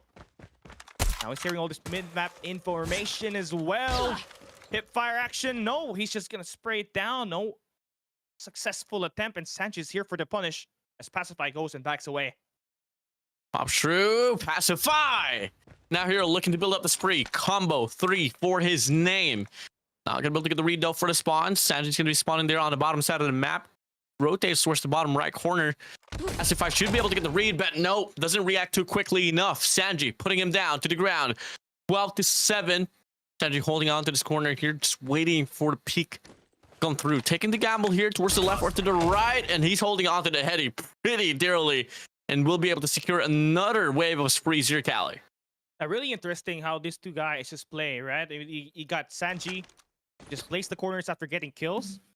You can see once Pacify is able to get the reset here, he's gonna try to play more of that mid-map action, try to be more unpredictable in the way he plays, which is all right, but you gotta have to convert and play it a little bit more faster. Gonna come in quick here. You only got like what 10 minutes to play for inside of this game, and so far you got to deal with 7. A point discrepancy. Put it 6 now. Pacify has to really play the offense here. Sanji can just stall all he wants, and he should be able to bag the win. Obviously, Sanji's not really the type of guy to take it a bit too slow, but at the same time, you don't get the proper read. You do get punished. Pacify up for another 2 combo spree. Can he find the chain on the 3rd? Yes, he can. Build it up now. 4 more to go to get the equalizer. Oh, he heard it, and now he's gonna punish it, but no success on the 1st attempt. 2nd isn't either. The 3rd one is also a miss. And Sanji now able to get the reset that he needs. Put himself right back. The pedestal. That's gonna be 2 spree coming out of him. And he's been able to flip the spawns very well. You can see it. His opponent is really crawling up on mid, and he's got that information. And the way he read that, just beautiful. 3 kills for Sanji here. Just 5 more points to win this first map, Warden. Absolute dominance so far here from the side of Sanji. I mean, we did get to see Sanji on the last beta show, and he was rocking the... was able to prove himself quite strongly on the Prizefighter division. Here on Snipers, back to his true main weaponry in an environment of Call of Duty Mobile. Surely shining here, while Pacify making his debut here for his beta 3. I'm struggling quite a lot, honestly. I mean, after all, these two have shared the same tier of impact on the competitive scene in the 5v5 settings, but so far, there's some big standout here for Sanji, at least on his first map of Shipment. 70-10. Pacify pushing here on this mid-map. Really going to be coming across each other here, not just yet, though, but Pacify is definitely playing off the sound cue as he's walking around here, just looking for the perfect time. Well, you take a look at Sanji. He knows he's in control, on pace of the game, and looks to get the read. Finds the first shot here for each end. Going to be both missing. Slides in, slides out. Not going to be able to get the connection here up front, but it's going to be Pacify once again, putting Sanji down to the ground. But Callie, 6 points needs to be claimed to get the equalizer. Oh, dang. It's just gonna be an uphill climb here now for Pacify. Have to play it a little bit more perfect. See, go control up. He's gonna hear the information, so that's gonna be the third kill. Looking to try to chain things up again. You see that mid-map action that he loves to play. Gonna try to mess up the rhythm that Sanji's gonna be playing with, and that is really a good attention to detail. He knows where this guy is, and he's just routing on the shortest path possible. Sanji to not have a good timing onto him. We know Sanji and how he plays it. Loves to stick to those corners. Pacify. What a perfect moment to strike. I mean, you got 2 minutes and 41 seconds. So try to play around your life here. And you're on a good spree. And in a moment where you can really turn the momentum to carry over your side, but you gotta pick every angle. He spots in Sanji. This is monumental for him to stop the bleeding. And he does get the shot down to mentally reset. Now Pacify is on the hunt. And is on the prowl, able to get the fight down there up against Sanji. So 3 more to go. So doable here. Has a lot of time. And you can see the pacing here is definitely fast, though. Even though there's a bit of segments that they are taking their time here nearly, oh dearly. Pops it down, up in the trash can he goes. Hails down from the sky. Not able to get the shots to connect. Pacify. Done. Stale. There. Easy shot for Sanji. Should be able to find the chain as well onto a double spray. And only one more elimination to go, and it should be Sanji securing the first map here on Shipment. Oh man, Pacify cannot make any mistakes here on out. Can he survive and come back? Or will it be Sanji taking home the bacon? Getting this map 1 win is going to be huge in this best of 3. You put yourself on the advantage and a lot more confidence, but Pacify slowly crawling his way back into this game. Now, you can see Sanji just kind of watching the kill come right there. Wait for an opportunity to strike here. Is Pacify as he takes that peek. He takes down Sanji. The comeback is still alive. Now it's on to him to find the last 3 to go perfect and win this. You can see Sanji rapping. A little bit flustered right now. He wants to get that kill as quick as he can. And now as he swings, he finds Pacify on the mid-map. Just missing all of this shots. He is whiffing all of it. And Pacify with another finish. The life is on. Is the comeback possible now for Pacify? He can smell it. Now he starts to lick his lips up against Sanji. But the moment he does that, Sanji stops the game and calls it a win for himself. That is going to be a great start off of this matchup right here, Warden. Oh my days. Whew. You know, bring up a comeback, didn't happen. Denial is on there. Sanji bagged the deal. Secures it all done. GG's well played, but that's only the first map. Close. Yet no cigar. Now we get to see the post-game breakdown here. Massive rating of 79 here for the set of Sanji. And after all, you know, we got to see a pretty strong snowbally start there for Sanji. And guess what? Was able to bag the deal. At the end, final adjustments there. A win is the win, you take it. But it is going to be a best of 3 here, Callus. So there's still going to be a lot of few things to go. Yeah, I mean, there's a lot of adjustments that they got to play, right?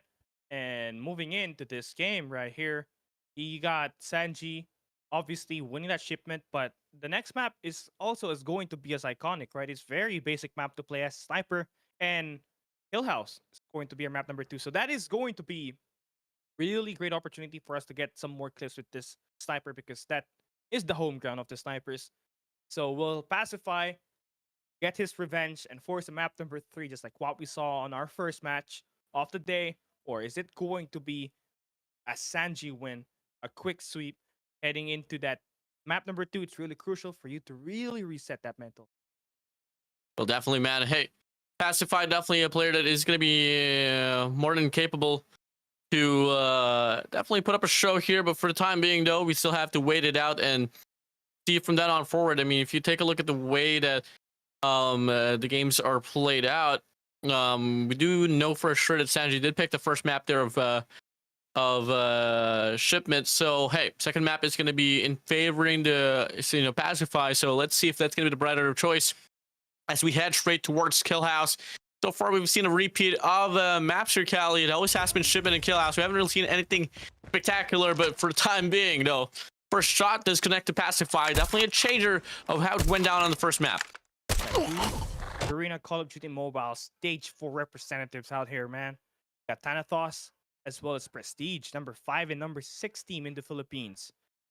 So really, you're just not talking about the team here, but also their strength as a sniper that creates those plays for you, right? And here, it's looking like Sanji will take the lead. And Sanji, you know, he's got himself quite a wall bang in there. The double kill to take down Pacify on red. This guy's kind of trapped, and it's not going to be looking good for Pacify if he does not get this kill. It's now he is under the hands of a taking time bomb in Sanji. But there we go. That's the shutdown that he needs. Now he gets to reset. Big pop there for Pacify. Beautiful read. Gonna be able to try to probably go for the spawn trap, but Sanji just perfectly slid under his crosshair. Under his nose. Pacify pops in. Sanji gonna be able to take the slight elevation. Finds the hit marker, but the follow-up shot from Pacify through the wall. Beautifully done. Now the score is now tied up. A crucial hit here for Pacify. Take this lead right here. He's got the info, all about the conversion and the timing here. Takes a reposition, and the dance is gonna be won by Pacify. Now that guy's gonna spawn in blue, and he knows for sure where this guy is at. Well, maybe not, because Sanji decides to pull the first trigger. And Pacify still not missing any bullets, just bending it and making sure Sanji's head is down to the ground. Yo, you can see Pacify here inspecting the beautiful Prizefighters, filling the whole group, and but unfortunately, Sanji had it ever as well, able to get it done. So far, looking to get the chain, but Pacify pushing it back, pulling it back to his side. Looking to get the read here to check up here on the left side. Unfortunately, disengages at the wrong time, but it finds the hit marker to the wall. Sanji now here, Pacify up front, head to head they go, and Sanji able to put a stop onto it now. Still has to find 2 to go for the equalizer. Oh, Sanji, a very difficult spot for him to play around. A head glitch being used there by Pacify. A little bit unfair, but you do everything to win. A 4 kill lead now coming here for Pacify. And with this, he is going to get shut down and expose himself a little bit way too much in the middle of the map. Sanji trying to get himself to reset. He knows that he's maybe playing way too fast. Gotta get an angle better here, and he is gonna delete Pacify just like that. Up through, up in the air, Pacify able to get the kill. Man, this choice of map here for a Pacify goes to show definitely a lot of more control and pacing. Well done here by the side of Pacify. Sanji's looking quite lost, doesn't know Pacify is lurking there on the corner side. And just like that here, Cali, 5 points up ahead. Pacify he goes. And again, you can see the difference between these two guys, right? Sanji plays a little bit more aggressive, close range sniper, mobile sniper that we love to talk about.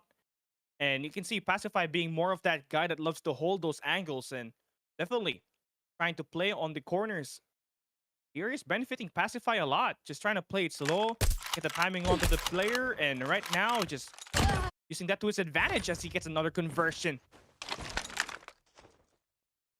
And 14. Pacify. It's totally a switch of roles here. Especially on the second map. It's just Sanji here trying to stall out and slow down the pacing, but it's not working to his favor. Walking into the traps with Pacify. Looking to get another one here. Beautiful movements for both ends, and it's going to be Sanji though prevailing off that. Up and down. He's not going to be moving at all. He doesn't really get the read. Yeah, it thinks the guy's on blue. Yeah, crucial stuff like that really hurts, especially when you're trailing behind by 5 kills. And a wall bang coming through for Pacify. Almost a hit there, but he got the info. Now, steam shot to make him a little bit more faster. The engage is on, and Sanji, get yourself back to sleep. This is pretty hot. Sanji back here once again. 12 to 17. 5 points to take away consecutively to find the equalizer. Maketh 4 more to go. 15 to 17 still has a lot of time to play for. 5 minutes left. Less than 5 minutes left. Needs to get the shot here, Sanji. If you want to take this win in a clean slate, you got to get their shots to connect. But Pacify just moving so vigorously. Oh no! That's just unfortunate there. Pacify, you know how it is. He's got full steam momentum coming into this. And Sanji's really desperate. He's just trying to hit the shots, but it's all missing. Finally, he gets something in his name, but you're asked to play a little bit more calculated on his coming attacks. And with you just taking the head glitch attack up against Sanji, I mean, Pacify just really hurts your chance of winning this game. 19 to 15. Pulling through. Let's get to put him down to the ground. Gives him a nice haircut. Good old mid-taper fade. Can he get another one? Oh, yes, he man. can! So quick there. Similar situation, especially on the first map. This time, though, it's going to be Pacify here on the lead. Sanji on the trail. Ooh. But get off the heady, Sanji. Get off the heady. Some respect to his name and call him Pacify. One more kill. Seal the deal. Force a map number 3. This is it. This is the challenge right now for Pacify. It's gotta have to end it. A lot of these best players, you know, can get easy to have a hot start, but you gotta have to end it the right way to your side. But Sanji now gets that kill on an off angle, an off push, looking to try to play through with this. Decides everything. Steam shot, heady, Pacify dancing inside of the head. This copy, it is gonna be Pacify with the shot down. We're moving on to a map number 3, Warden. Yeah, I'm kind of glad that this literally went down to how it happened between Hippo and Few, but whew, definitely a close one. Really close one, actually. And I don't know what's up with me as a caster, but every time I've casted a game so far, it has went down to map number 3. So yeah, I you're enjoy map it. 3 curse. Map 3 curse, like definitely.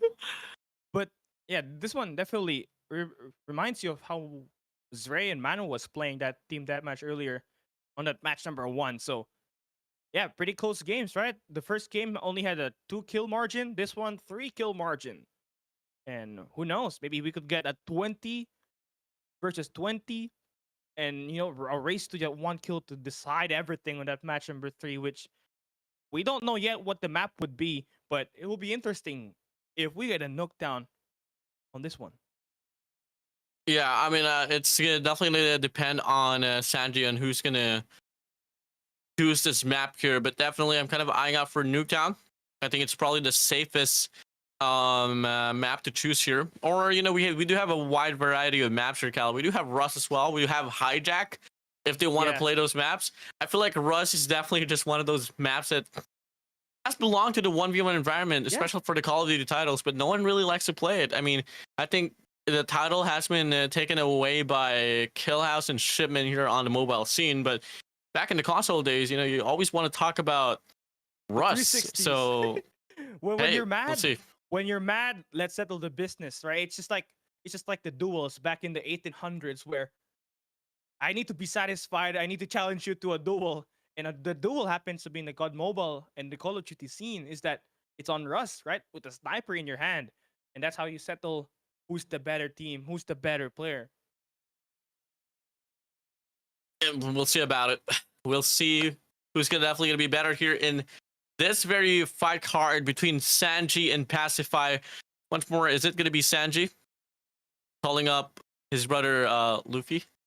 Or I don't know etymologies, to be honest, man. But is it gonna be Pacify feeding Sanji a pacifier, making him his baby? We'll come and find out in just a little bit. Nah. Okay, we will. But a cool fact about Sanji, right? I mean, he's been around in the community scene for many years now. So yeah, I mean, he's got a friend named Luffy, and Luffy was a world champion last year with Elevate. I don't know if that fact is right, but I'm pretty sure that these two were brothers. And it's just right that we get this guy a spotlight on the sniper, because we have Luffy right here. And Luffy, I mean, you got to remind me, is Sanji your brother? Yes. Ah, shocking revelation right there. Relevant. In the beninging. In the beninging. Monkey the Loopy. Yeah. Now that I sorted out Monkey D. Luffy, we go back into this game. Sanji versus Pacify. Map number 3. The map is about to be decided, and it is still It is going to be going to be. 2, 1. No, wait. It's gonna be Russ. Wait, let's. Oh, Wait. man. Okay, yeah, I know Russ was gonna be playing. I just wanted to say it loudly. Did you with though? Like in 3, 2, 1. I mean, Oh. we were mentioning it already, so I was like, okay, maybe Russ is gonna be the map. Because Oh, like, what way can you dictate? I didn't know. Mr. Command Center was like, Rust. I was like, Oh. Russ. Oh, Rust. Yeah, the Rust. map. Here we go. We're heading into it. Esports Fighter Beta 3, match number 3 on our fight card, and it is all gonna get decided on this map. 4 stage 4 representative. I mean, 2 stage 4 representative fighting for their first win in this tournament right here. That gets decided on this Rust map number 3. We'll see about it. A bit of a slower pacing difference than Pacify. Does a lot more walking than Sanji. Well, Sanji definitely has the prowess to really play 360? all aggressively up front. Nope, definitely going to be a 360 there, but will be a clean Will be shot cool. though. But hey, this is the mannerism here for Rush. You get the kill, you gain the elevation, and you get the crucial map control to give you that information. And look at Pacify just feeding off this, and we'll be able to get the second shot as well. Yeah, just shooting docks now. The problem is here for Sanji. You're looking at the guy in Pacify whose main strength is holding angles.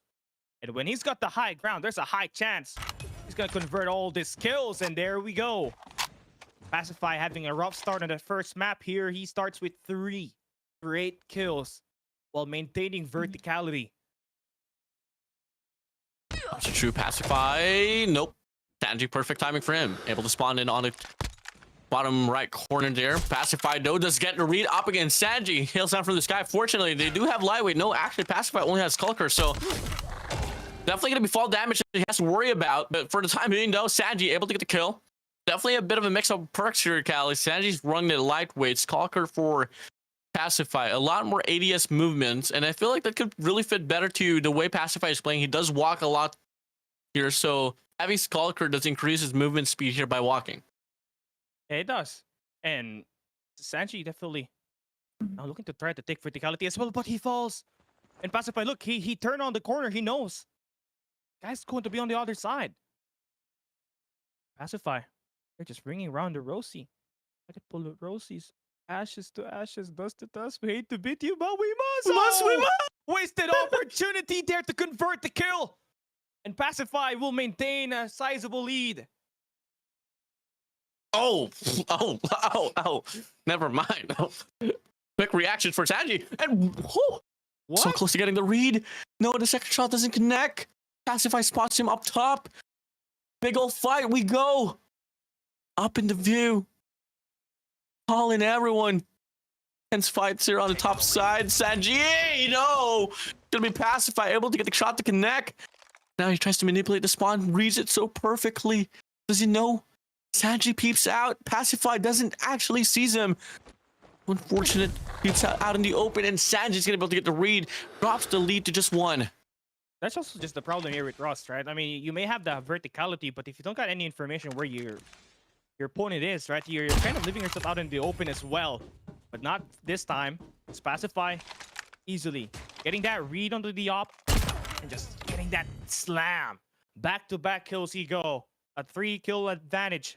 Heading into this gunfight right now, Sanji needs to stop the bleeding, as he's been losing all this gunfight since the map number 2. And he does not spot Pacify on the second floor. He was just walking straight to the tubes, and it's over. Pacify, full steam of momentum, looking to get the kill onto the barrel. Sanji is compromised his position. It's not going to help him for long as he decides to make the push. The hit mark is there. The second confirms it. And Sanji may not be over yet for him. He's kind of have to take the lead somehow. 6-8. 2 more to go.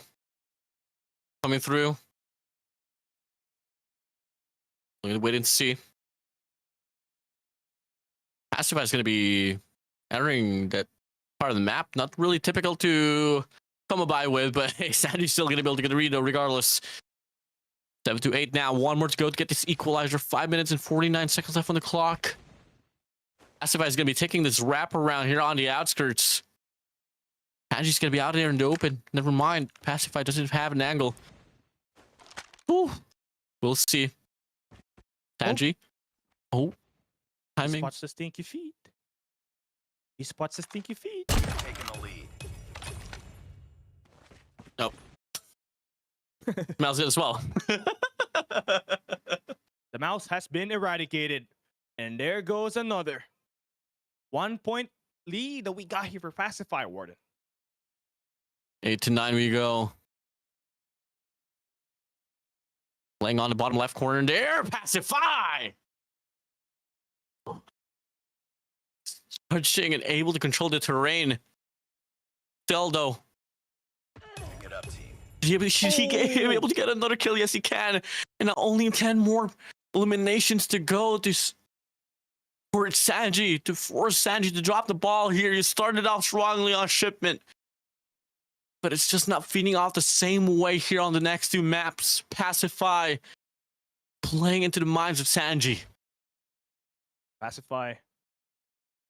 I was on the lurk. Sanji, oh, the timing, just unreal. He just, oh, he spots it. And he's gonna get Pacify off guarded.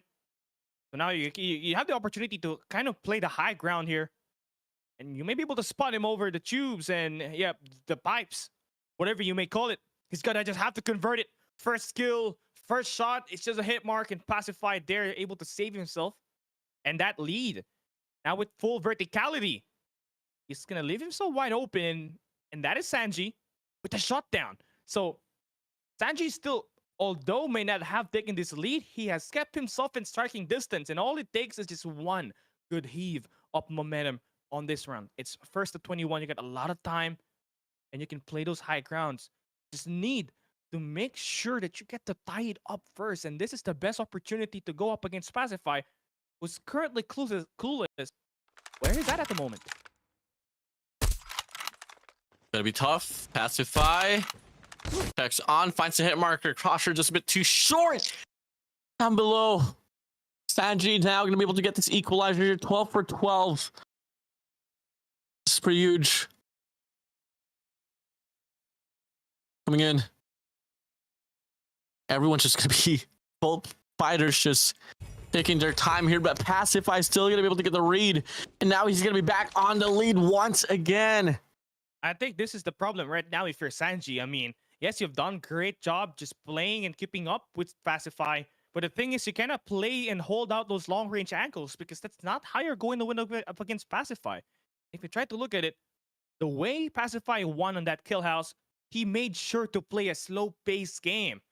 So if you're Sanji, you're just gonna have to be right in front of his face, right? You gotta have to put pressure on his close range because definitely that's something that Pacify does not convert a lot often on these 3 games that we've had so far. Into 13, game closest ever. Pacify started off pretty strongly, but Sanji slowly but surely bouncing back here. Should he be able to find a read? Yes, he can. Oh, misses the first shot, and Sanji reacts quickly with it as well. And he's going to be pushing through here on the right sector, but Pacify cuts it off. Yeah, the 14 calories. The angle there is just too bad for Sanji. It was wide open. That's an easy shot for Steph Curry. Sanji now gonna get it done. And again, he's gonna try to play off angle, and definitely something he looks to try to experiment on, which has given him success as he takes the lead. 6 more points for Sanji to win, while Pacify needs 7.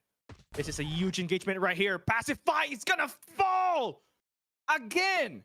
And Sanji, you can see, Warden, he is taking the challenge in front of Pacify. And that's how he is gonna win this matchup right here. Started off slow, but now here on the heat. There's only 1 minute and 18 seconds left on the clock. The pressure is higher for Pacify, and Sanji is going to be able to leech off that factor. 17-14, name it. At the end of all pressure, it might just be Sanji here hailing the victor's crown. Up in the air he goes, claiming the verticality here. Drops down, checks where's the whereabout. Doesn't happen. 14, 50 seconds left, Khaled. This might just be a game chalked away from the hands of Pacify. Yeah, Pacify is not going to be looking good. I mean, they can see it. He's trying to challenge Sanji on the close range now. He's desperate. But this is where Sanji thrives, and he is going to 360.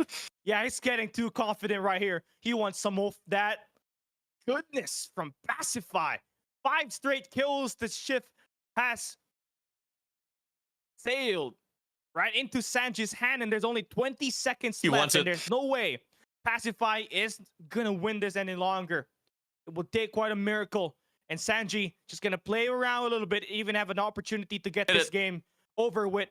High ground in his name. He's Pacify 360. No good, but the 21 kills is achieved. Sanji will close off our 3rd fight card of the day with a 2-1 victory.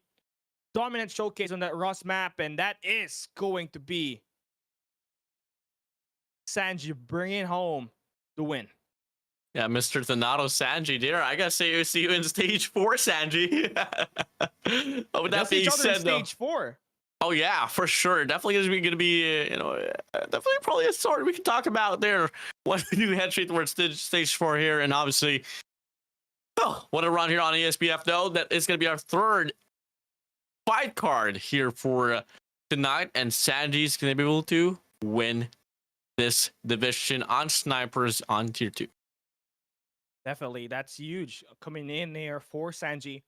Again, really, like, he's been in the league for so long now, and a player of his caliber really is very dependable when it comes to playing the sniper warden.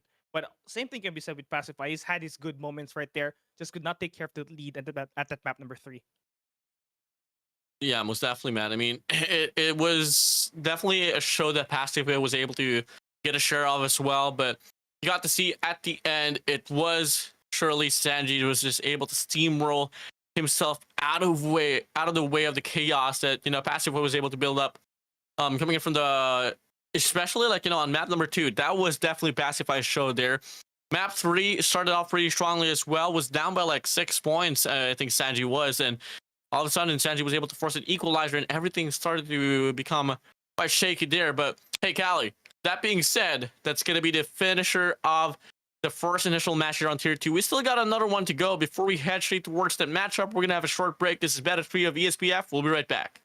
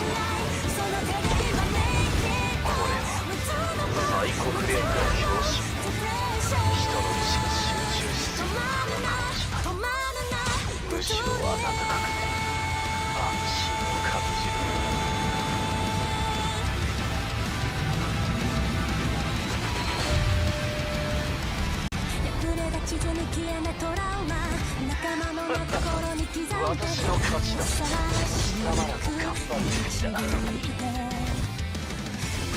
ってる命の壁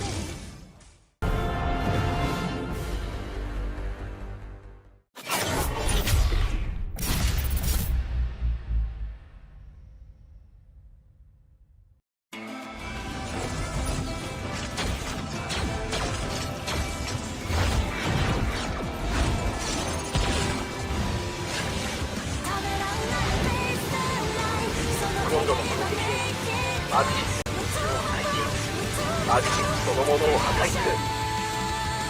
その攻撃でマグジックを破壊しマグジックそのものを破壊する。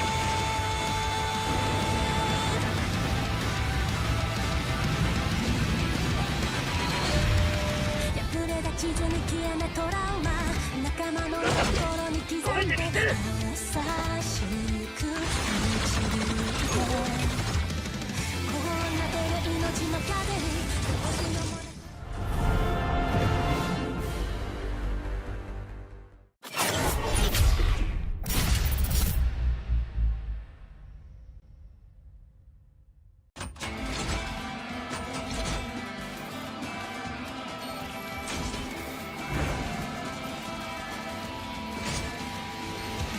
ためらうなよベースラインその手で今俺と相棒の出番だな。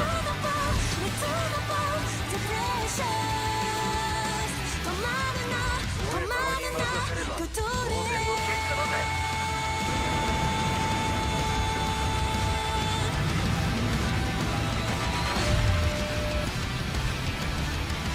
これで地図に消えないトラウマ仲間の心に刻んで優しく導いてこうなってる命の壁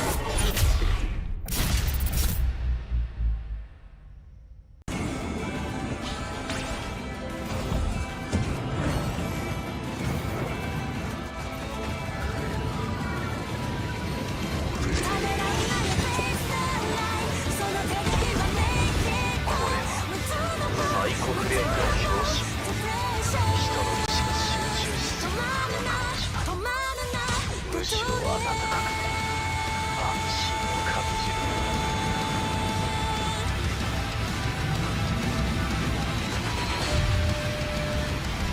破れた地図に消えないトラウマ仲間の心に刻んで私の勝ちだ。優しくまだ頑張ってきた。導いてこうなってる命の壁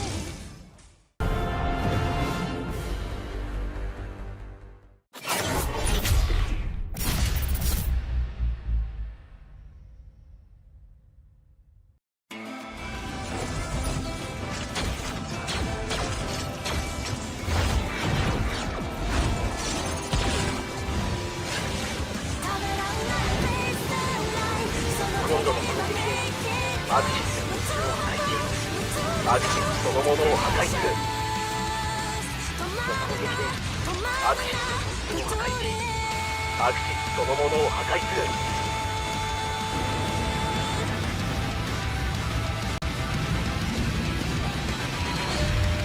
破れた地図に消えないトラウマ仲間の心に刻刻んで優しく導いてこうなってる命の風に星のも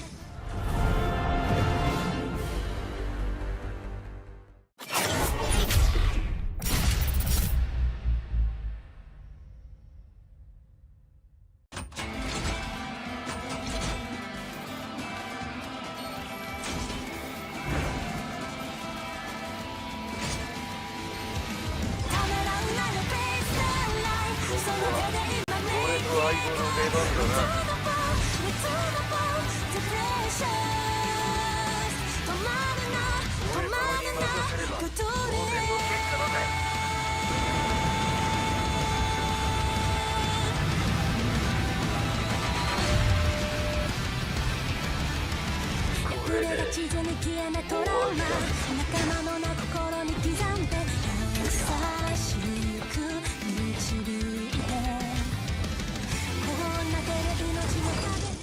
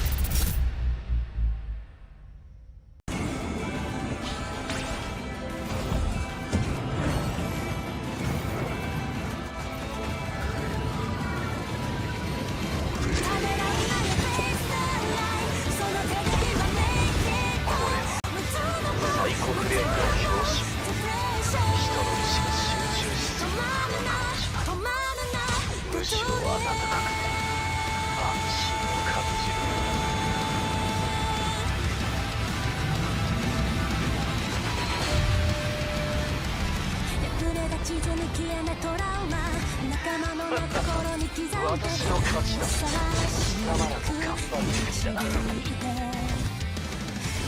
なってる命の風に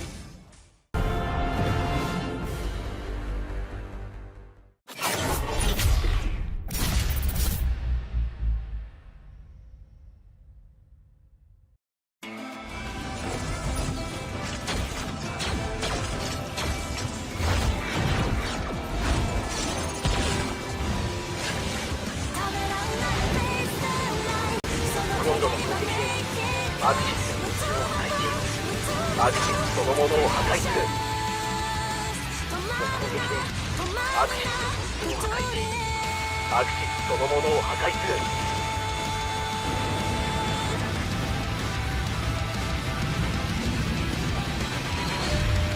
破れた地図に消えないトラウマ仲間の心に刻んで優しく導いてこうなってる命の風に星のもの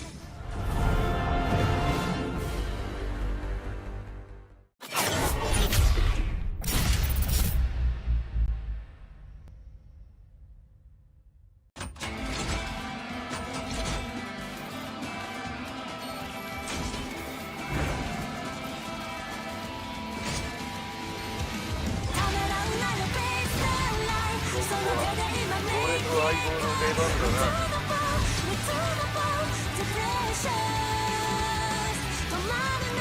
俺様に任せれば当然の結果だぜ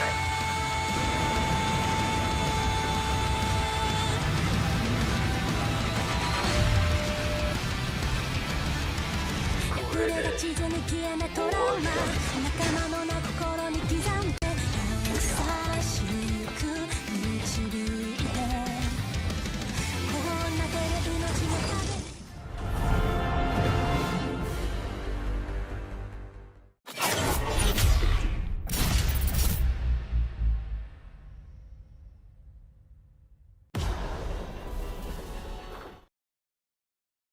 Welcome back, ladies and gents. After a short break, we have yet another matchup to present to you guys.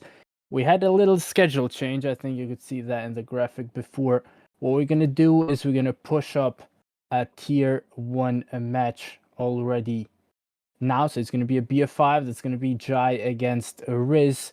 Also a last minute change. Riz stepping up for Vegaz, who had to back out last minute. So huge credit to Ritz Ray for making time in such short notice to come here and provide an opponent for Jhai. We'll see if he's going to be able to win against him. It's his first appearance in ESPF, so is it the first appearance for Jhai? Two newcomers. We'll see what they can provide for us. It's the snipers division. Kelly, who do you think is going to be able to bring this one home? I mean, it's gonna have to be a David and Goliath story out here, right? I mean, yeah, you have Jhai, one of the juggernaut that you got in the Philippines right now in terms of the competition in the professional scene. I mean, literally, this guy was acquired by Stalwart Esports, who is the champion of Green Masters 9. And the thing is, that Stalwart Esports squad that took Jhai in for the past 9 seasons were losing. The highest that they've got was 2nd place, and then they added this man. This man on the search and destroy with that sniper is just really insane. So this guy is a game changer. So it will really be a tough, tall order for Ritz Ray to play this game. Gotta have to really make a story out of it, right? This is going to be a David and Goliath story. And if Ritz can put up a fight, that is gonna be really impressive in his reel. We'll see. Well, Jhai is a difference maker in that 5v5 environment, in a 1v1 environment, which is ESPF pretty much core. We'll see what he can do. Ritz Ray apparently has lower odds, but you know, it's never over until it's over. We'll jump straight into the action. The first map pick is Shipment, and that was Ritz Ray's map pick. We'll see what he can do. Jhai, the first one to find the kill. And now looking to be quick for the second one. He's going to get hit marked for the time being, able to find the second as well. Both players rocking the Tundra. Not really surprised. Tundra still the best sniper in the game, with line 3 not being allowed by the rulebook. Okay. Really rough. But hey, here we go. Jhai off to a good start. The 2-piece for him, he's got the information. And there you go. Another kill coming out of that. Really crispy shots right there. And Ritz, I need to find a way to sort out this man right now who is just unleashed inside of this map. Yeah, Jhai. I mean, all right. Now I see what you meant, okay? I was not familiar with Jhai, but now I see you were not overstating anything. This guy is 1 shot, 1 kill. He rarely misses, and if he does miss the first one, the second one is surely gonna hit. Look at that piece of beauty. Hit marker. Follows it through with yet another quick scope, and it's a kill. Finally, Ritz Ray brings that 7-kill streak to an end. Yeah, it took him a couple of rounds to do that, but now you're able to get yourself a reset, right? Find your value into this. Now, the crazy part is that both of these two guys are heavily mobile, right? I mean, not one holding an angle in the corner. They're very they're very dynamic in terms of getting to the spots that they want. And Jhai with another 2-piece right there. That 8-kill lead, it will soon start to grow if Ritz does not find a way how to shut down Jhai right here. I mean, this is a similar picture to what we saw between Hippo and Few, right? In the shotguns division tonight. We'll see if the final scoreboard is going to be something along those lines as well. So far, so good for Jhai. 10 kills on board for him. Ritz Ray only able to find 1. He's going to be the one falling yet again. 11-1. Jhai steamrolling through the opposition.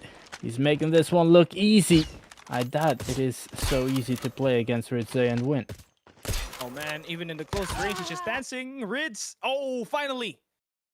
Crucial shot there, and now gonna be a 2nd kill. A little bit of a wall hacking for him, but that's just technical bug. But yeah, back-to-back shots that he's gonna get, and it's definitely helping him get his case back, get that momentum going. And here you can see him finally awakened 3 kills straight up against Jhai. One more over the top. The verticality favored Jhai there, but when he dropped down, now we're talking. Ritz with the 4 spree. Took him a while to wake up. He's awakened now, but Jhai quick to pretty much close things on that particular kill streak. It's 14-5 now. Those players have had their nice spells of control. Jhai obviously quite a few more spells of control than the opposition. Ritz Ray trying his best. That 4 kill streak that we saw previously of him was the best he's been so far in this map number 1. It is his map pick, but so far it's favoring Jhai, who's doing a fantastic job. 10 more kills than the opponent now. Able to find a beautiful jump shot sliding down. And just like that, it's just 5 more kills needed with 6 minutes on the clock. Plenty of time to get those kills, and with a beautiful turn like that, surely it's not going to take too long before he reaches a 21 kill count. Okay, now Jhai. It looked like it's gonna be another one for him. 5, make that 6.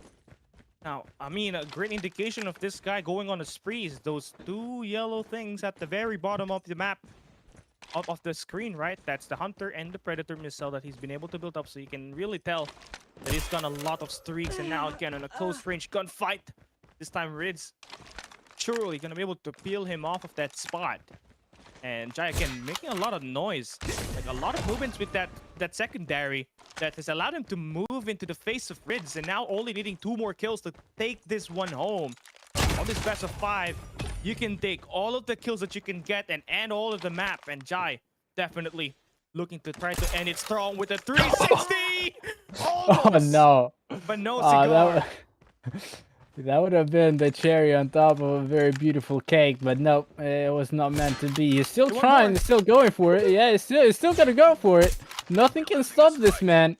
I mean, with a 13 kill lead that he has right now, he can do pretty much anything. He can afford to do anything, but at the end, he finally puts Ritz Ray out of his misery, able to win map number 1, Shipment, going in favor of Jhai. A dream start coming from him. It's a BF5, so it's still plenty of time for Ritz Ray to make a comeback happen, but judging by the way that game number 1 went, you know, the odds are not really looking that good for Ritz Ray.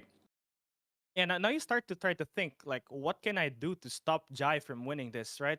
And if you try to trace back what Jhai was kind of actually doing inside of the game, like, you could see him actually move around the map very fast. So a close range map, like Shipment, where the engagements are just 5, like your lifespan is just 1 to 4 seconds, you would need to try to play a map a little bit bigger than Shipment. So probably a kill house where he can really play a little bit slower, use a little bit more angles to help him get maybe a jump onto Jhai when it comes to playing the sniper, because clearly when we're seeing the close range gunfight, Jhai has the advantage, Blood.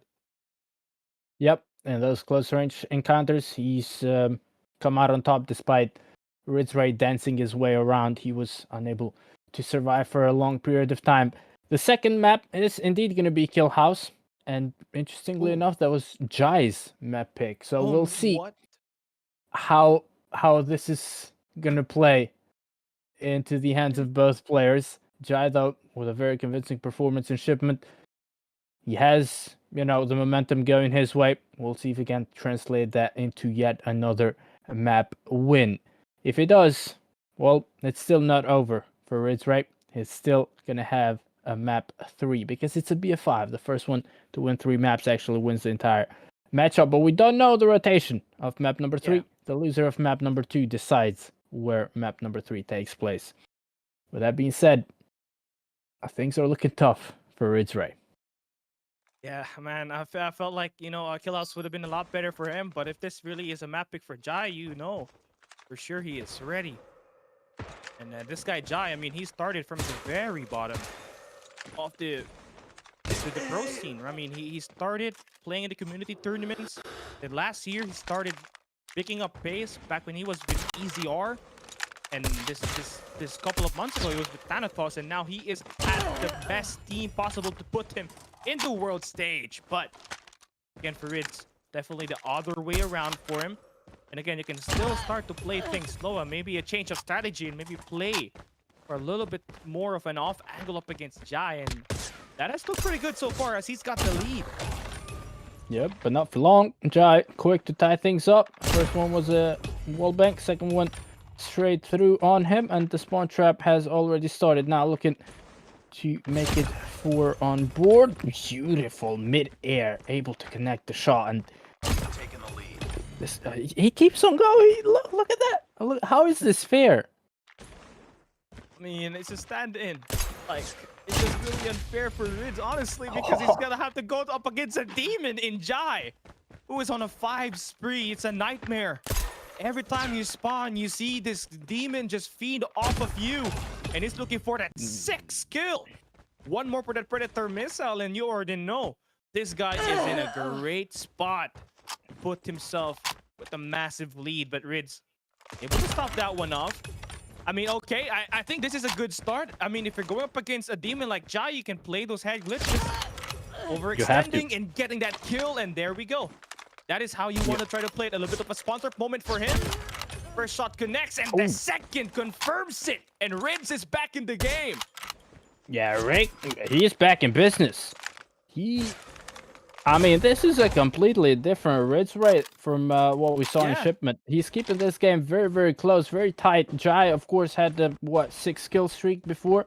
But if we take a look at the overall scoreboard, it's 8-6, just 2 kills separating the 2 players, going back and forth. Jhai not connecting his shots over there. It's a close range fight that they're battling out. Both of them have to reload, and it's going to be a Ritz Ray quicker on the trigger, able to find the kill, looking to tie things up, but no, it's a jump shot of Jhai connecting on the Ritz Ray this time around. Once again, the 2 kill deficit for Ritz Ray back in place, and it's going to get extended as now Jhai makes it 10 on board for him. 3 kill difference. Oh, it's essential now that it's 4.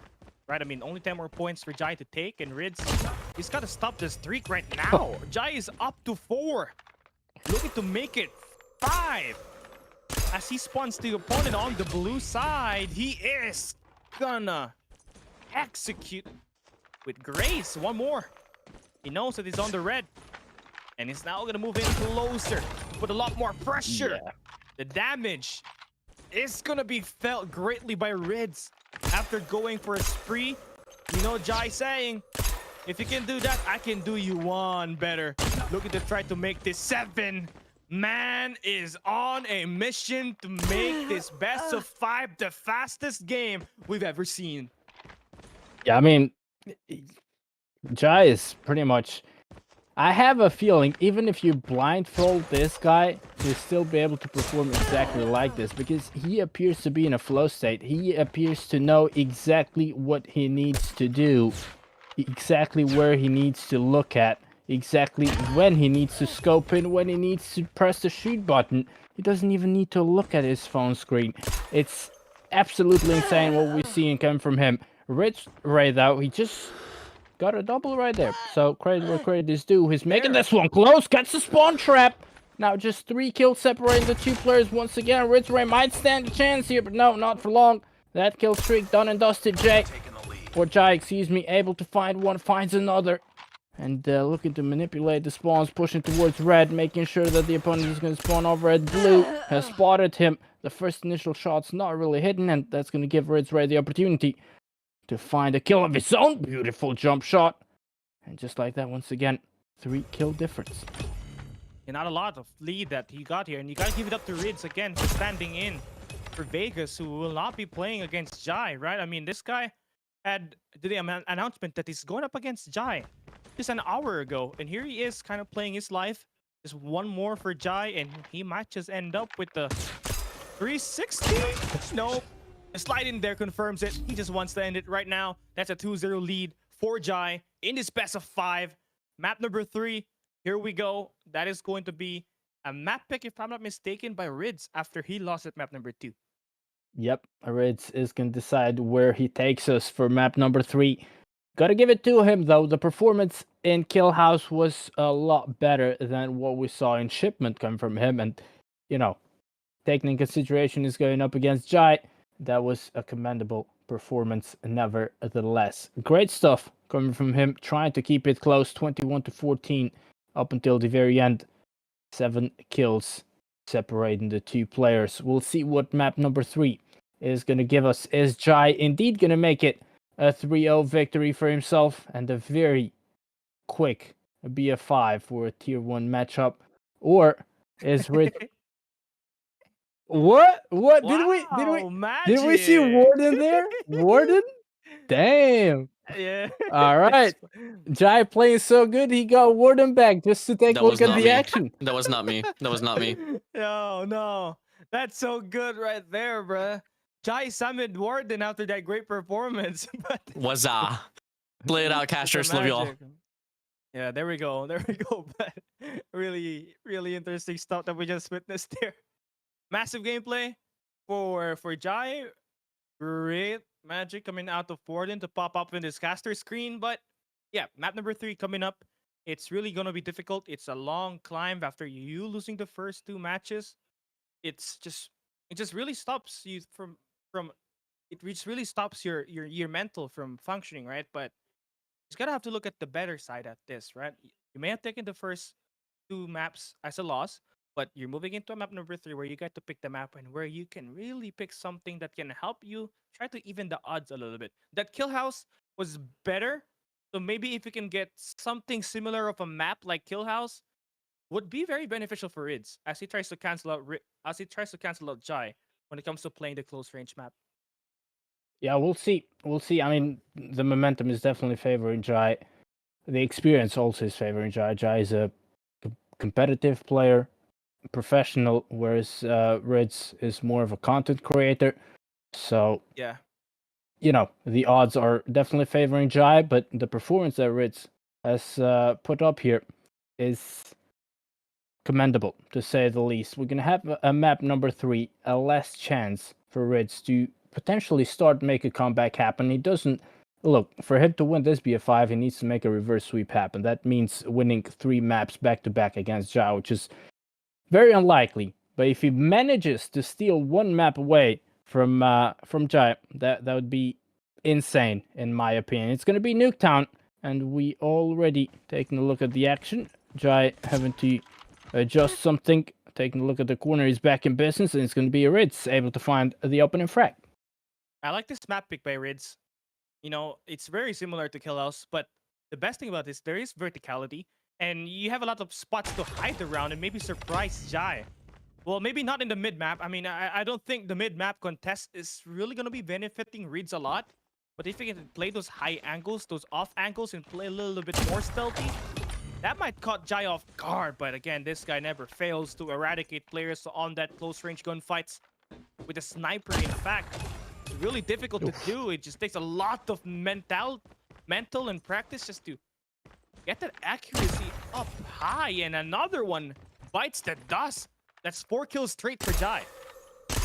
You know, when you watch Jhai's perspective, it looks as if the opponent is moving in slow motion and Jhai is moving in real time, so he has a clear advantage. It's just the way he makes it look. It's not really like that. Nobody has an advantage here. It's just Jhai being built different, and just like that, able to find the pick on Ritz once again from that kind of close range, even though initially he was looking at the wrong direction, expecting him to spawn over at green, but he came from the back. From yellow. It's a 6-kill lead right off the bat, and he's looking to make it quick and not so painful for Ritz. A 3-0 victory is what Jhai is aiming for. So far, things are definitely going his way. Oh, another one there. Look at him. 9 in a row. And Ritz is only taking him 1 time.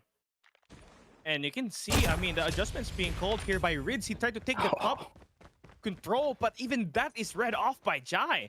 And he knows where the guy is spawning every time. And when you try to pick it, it seems like when he decides to put the ADS on, the magnet points to Ritz. It's just insane. How do you stop a man like this? He's on 11 blood. He's gotten an EMP system 4 kills ago, I think. This is nukeable, chat? Is this nukeable? I lost count. When did Ritz find that kill? That was early on, no? That was the very first kill. So my he's in the 13th streak, no? Jhai, Yes. 13, 7 more to go, and it's a nuke. That's a nuke. No way. I want to see it happen, but I feel kind of bad for Ritz. But he's got to make a read here. Done a great job keeping it silent, but now he's slid off. Now Jhai spots him. Oh, man. 14 kills now for Jhai. And he knows that the guy is spawning on yellow. Oh, no, he didn't.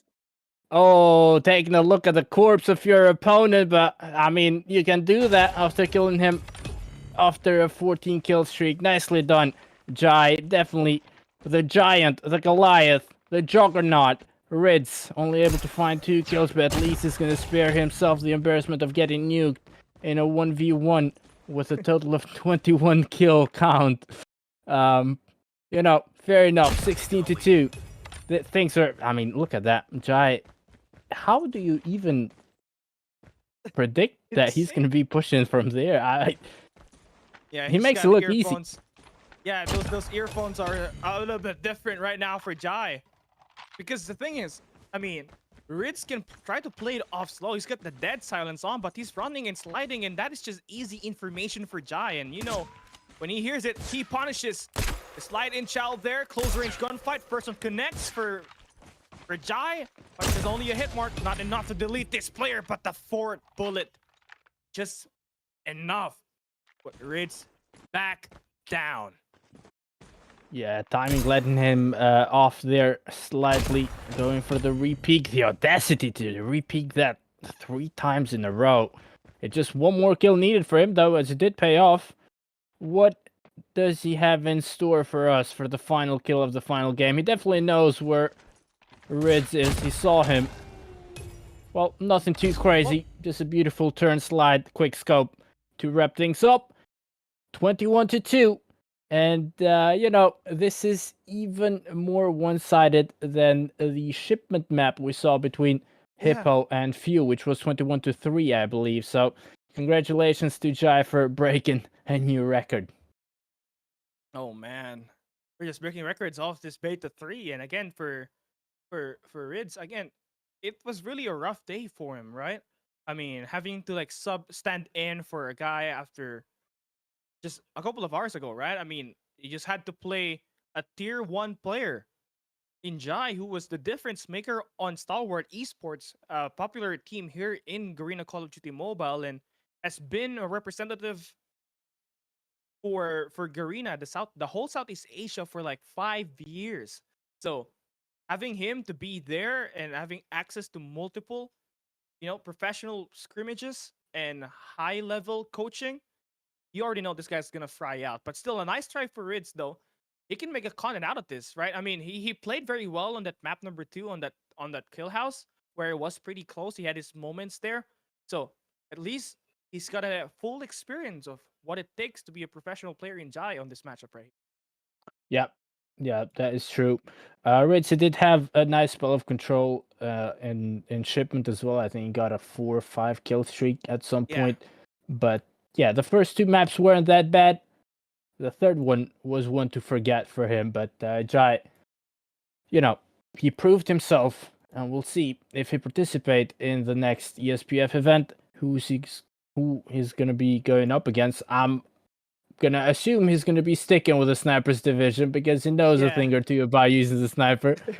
But we'll see who his new opponent is gonna be and if the end result is gonna be a bit more different. That was an early taste of what we can expect from our tier 1 matches of ESPF beta show number 3. We're going back though because we have unfinished business in tier 2. It is going to be Olive against Jibi. It's a BF3 tier 2 match. Again, the divisions does not change. It is going to be snipers for the remainder of the night. But we'll jump into a short break and then we'll take a look at what Olive and Jibi can do in the snipers division tier 2 matchup.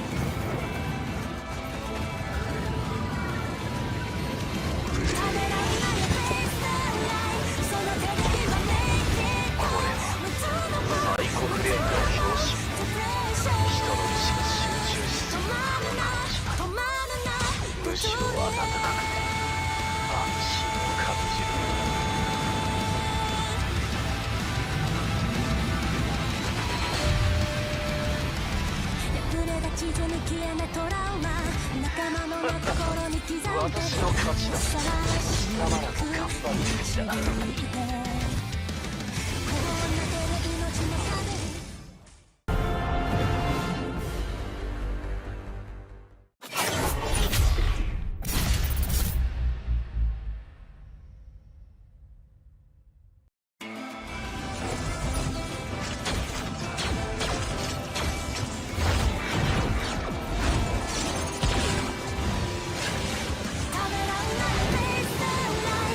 今度のこの敵でマグシスの一部を破壊しマグシスそのものを破壊する。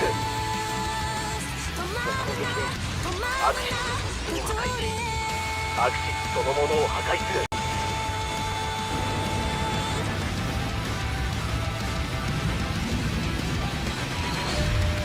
破れた地図に消えないトラウマ仲間の心に刻んで優しく導いてこうなってる命の壁に私のもの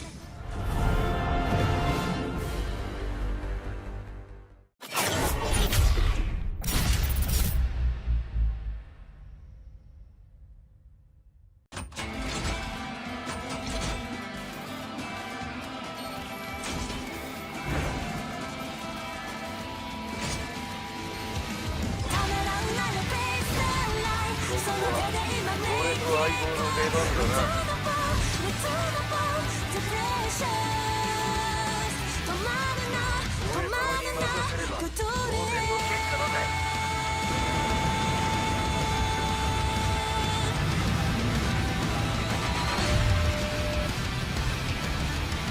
これで地図に消えないトラウマ仲間の心に刻んで優しく導いてこうなってる命の壁に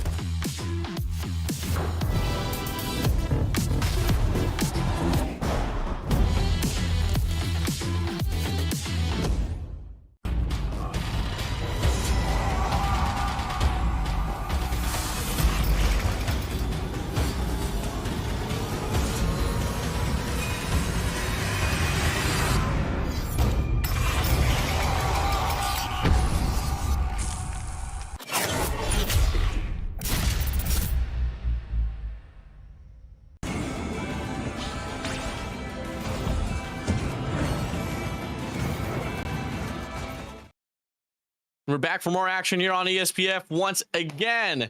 We do have some unfinished business here on the tier 2 matches, and we're going to Olive and Jibi for this one, and it's going to be another matchup here of India versus Philippines type action. We all know Olive; he's from Accelerate, and Jibi coming from notably AZ, aka TRT, aka now TSM. So I love these boys a lot. Was able to work with both of them, and it's just a prodigies this time around here, Callie. Yep, that's true. That's how you can talk about the matchup between these two, right? GB, obviously coming out of TRT, was one of the surprising factor because this man was averaging at least at the top 5 in response when he's playing for TRT. And on the flip side, you have Olive, who has been a key player for Accelerate, and this team definitely one of the best in India right now.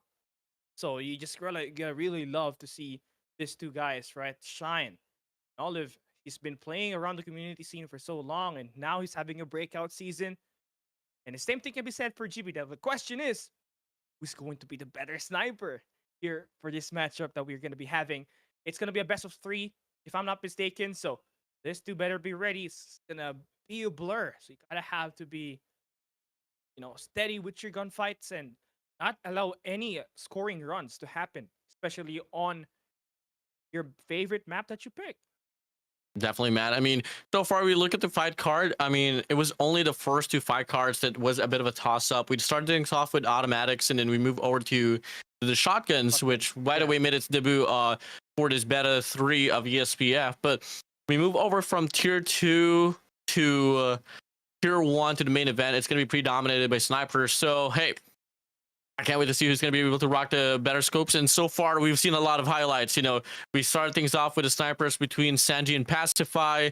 Then we moved over to a pretty stellar run between Jhai and latest addition to the fight card, Ritz himself. And I feel like with this fight card here between these 2 players, Olive and Jibi, I think this one's going to be pretty close up your Cali.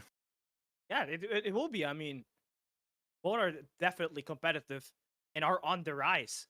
So when you got solid guys like this, it will be like very similar to how we saw it for Sanji and Pacify, but this one's gonna get more intense as these 2 definitely are a core player for their opponent, Warden. So for their team and a core opponent that you're gonna have to face when you are the one facing them. So you gotta be ready with the gunfights here. It's really gonna be very fast. Now, we talk about the maps here, and I think that will set things apart because here we will know what kind of player really is Olive and Jibi, right? I mean, you have snipers when they're playing on Shipment where they're just sticking on the corners. Then you have very mobile snipers like Jhai who just run up on your face and shoot you. Just Oh, like yeah, that. for sure. So the question is, who is going to be who as we enter this map right here? I feel like Jibi does like to play with pace quite a lot. And again, we did see Jibi play out the last beta series as well. It's going to be Olive's debut. By the way, I mean, it's pretty much like everyone's international players debut here on beta 3 alongside, RushSenpai later on that we're going to be able to see as well on the tier 1 match up against the defending champion, actually, of our main event run, Skyee. So that's definitely something you guys are going to be eyeing out for as well. But for the time being, though, we are now finally here. Straight up here, up in the match between Jibi and Olive. We start things off here with Kill House, and it's going to be Olive finding the first blood. Okay, great start for the Indian prodigy right here, but a massive response coming out of Jibi. Stop that momentum from carrying over. So that's going to be a great sign that we got a great game up ahead. It's going to be a very long one, but you can start to see that Jibi's the one usually crawling up on the spawns and be more of the aggressive type. Olive needs to try to escape the spawns here. Nice dance. Just gotta need to punish, but Jibi comes out unscathed. Moving into reload. He swings on by another angle shot, but no bullets connecting. But this time, he bends it to drop Olive and score himself 3 straight kills. Did have a conversation about, who's going to be able to really rock the pacing here. And you got to kind of get to see that the clear intent here for both fighters is to really go phase up front, but has been working well here for Jibi. But Olive's not moving. Unfortunately, having reception issues there.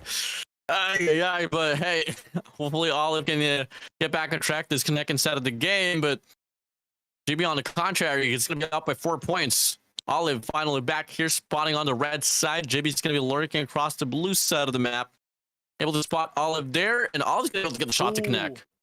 Yeah, beautiful shot there. How you need to work your way up and try to erase this deficit. Olive! Oh! I can see you. What is Jibi doing? Scoping this. He's playing with his food right here, and the food now about to buy it. Well, never mind. Olive's not really hitting his shots here right now. And I think both needs a timeout. All of these bullets not really connecting, but finally we get something going. And look at how Olive played this one, Warden. He respawned right away. He wants blood, and the response is quick. Olive has always been persistent, especially in his gunfights. I remember working with him back in Aruna, and this kid definitely, once he feels the heat, definitely can just burn out his opposition. And look at the spawn trap. Now, 3 combos free to his name. Able to get the read here. Should be able to manipulate the spawn trap towards the blue side for Jibi. And Olive's going to be dancing here nice and tidy in and out. But Jibi finds the connection. Put a stop on the momentum here of Olive. Okay, now Olive gonna be right back at spawns. They're steady even, but with that kill from Jibi again, he's got the opportunity to trap the spawns. Olive again, wall banging, shooting that player, but only biting the dust. And Jibi fall My days. for another one. Oh my days! I mean, 4 straight kills coming out of Jibi right now. Olive, yep, just really exposing himself in the open. Could have used the head glitch there, but easier said than done. He's feeling the pressure, and Olive is falling in the hands of Jibi right now. Yeah, beautiful reads here from Jibi. Younger brother, AG. I remember when he made his debut, man. That was always the line for Jibi.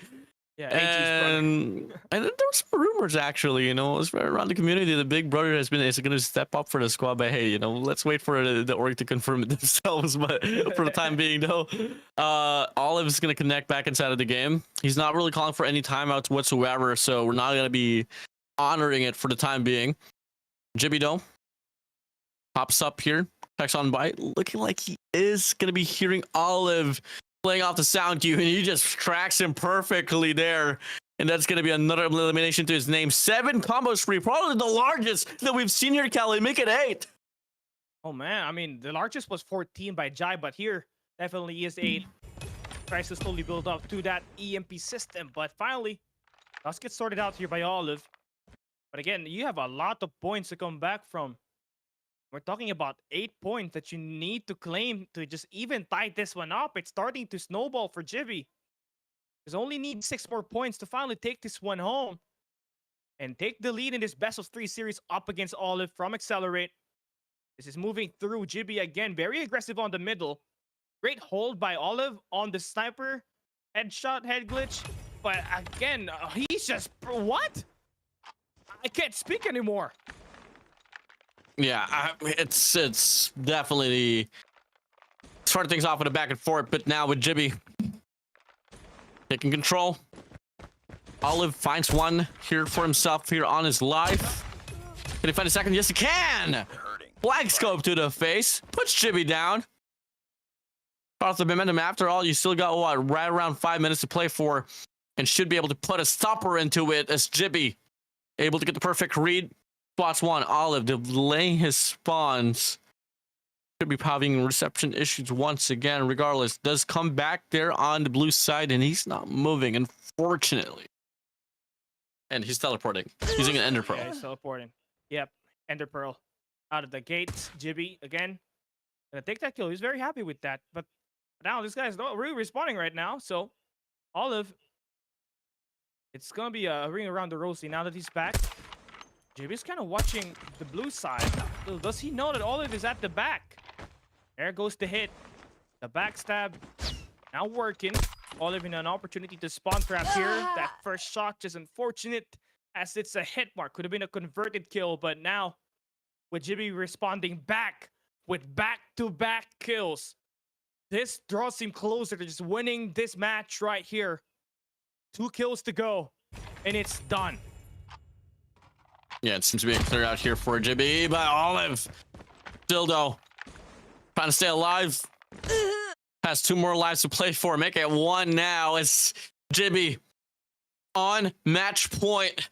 Only 1 more shot to go to get the connection to seal out the deal here on Kill House, and it's gonna serve to be the last shot to see for us to have Jibi wrap this one around here on this Kill House run. Pretty dominated, further from what I expected here from Olive. Yeah, definitely. I mean, a little bit of a setback coming out of him when it comes to playing. Like, he had a couple of disconnections, but when he reconnected, you can see the flashes of him really finding all of those shots. Oh, yeah. Again, Jibi finding the better out of this matchup. And now that that's settled down with, you can clearly say that Jibi is definitely now up by 1 map in this best of 3. And Olive has got to win the Shipment map number 2 just to be able to force a map number 3.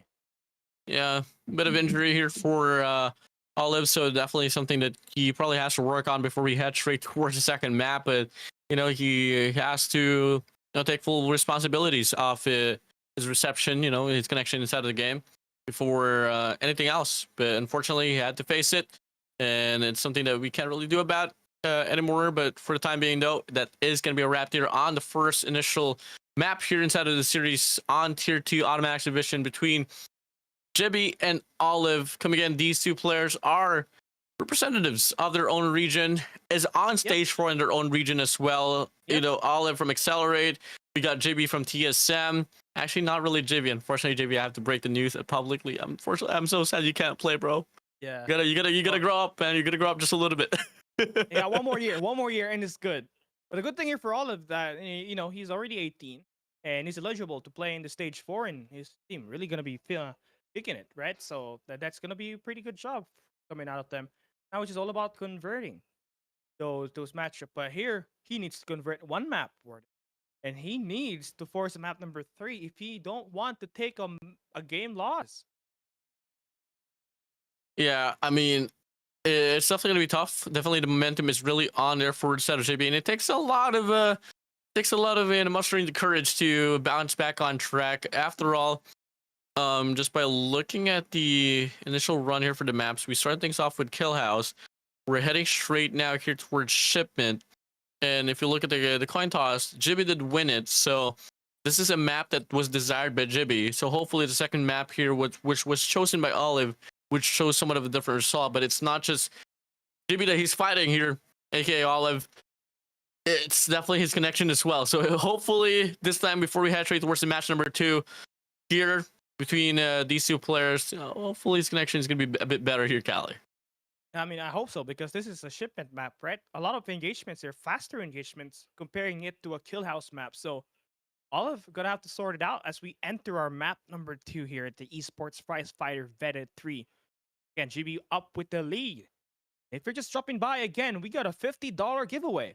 Comment your prediction and get a chance to win $10. Just comment your prediction and who will win the match.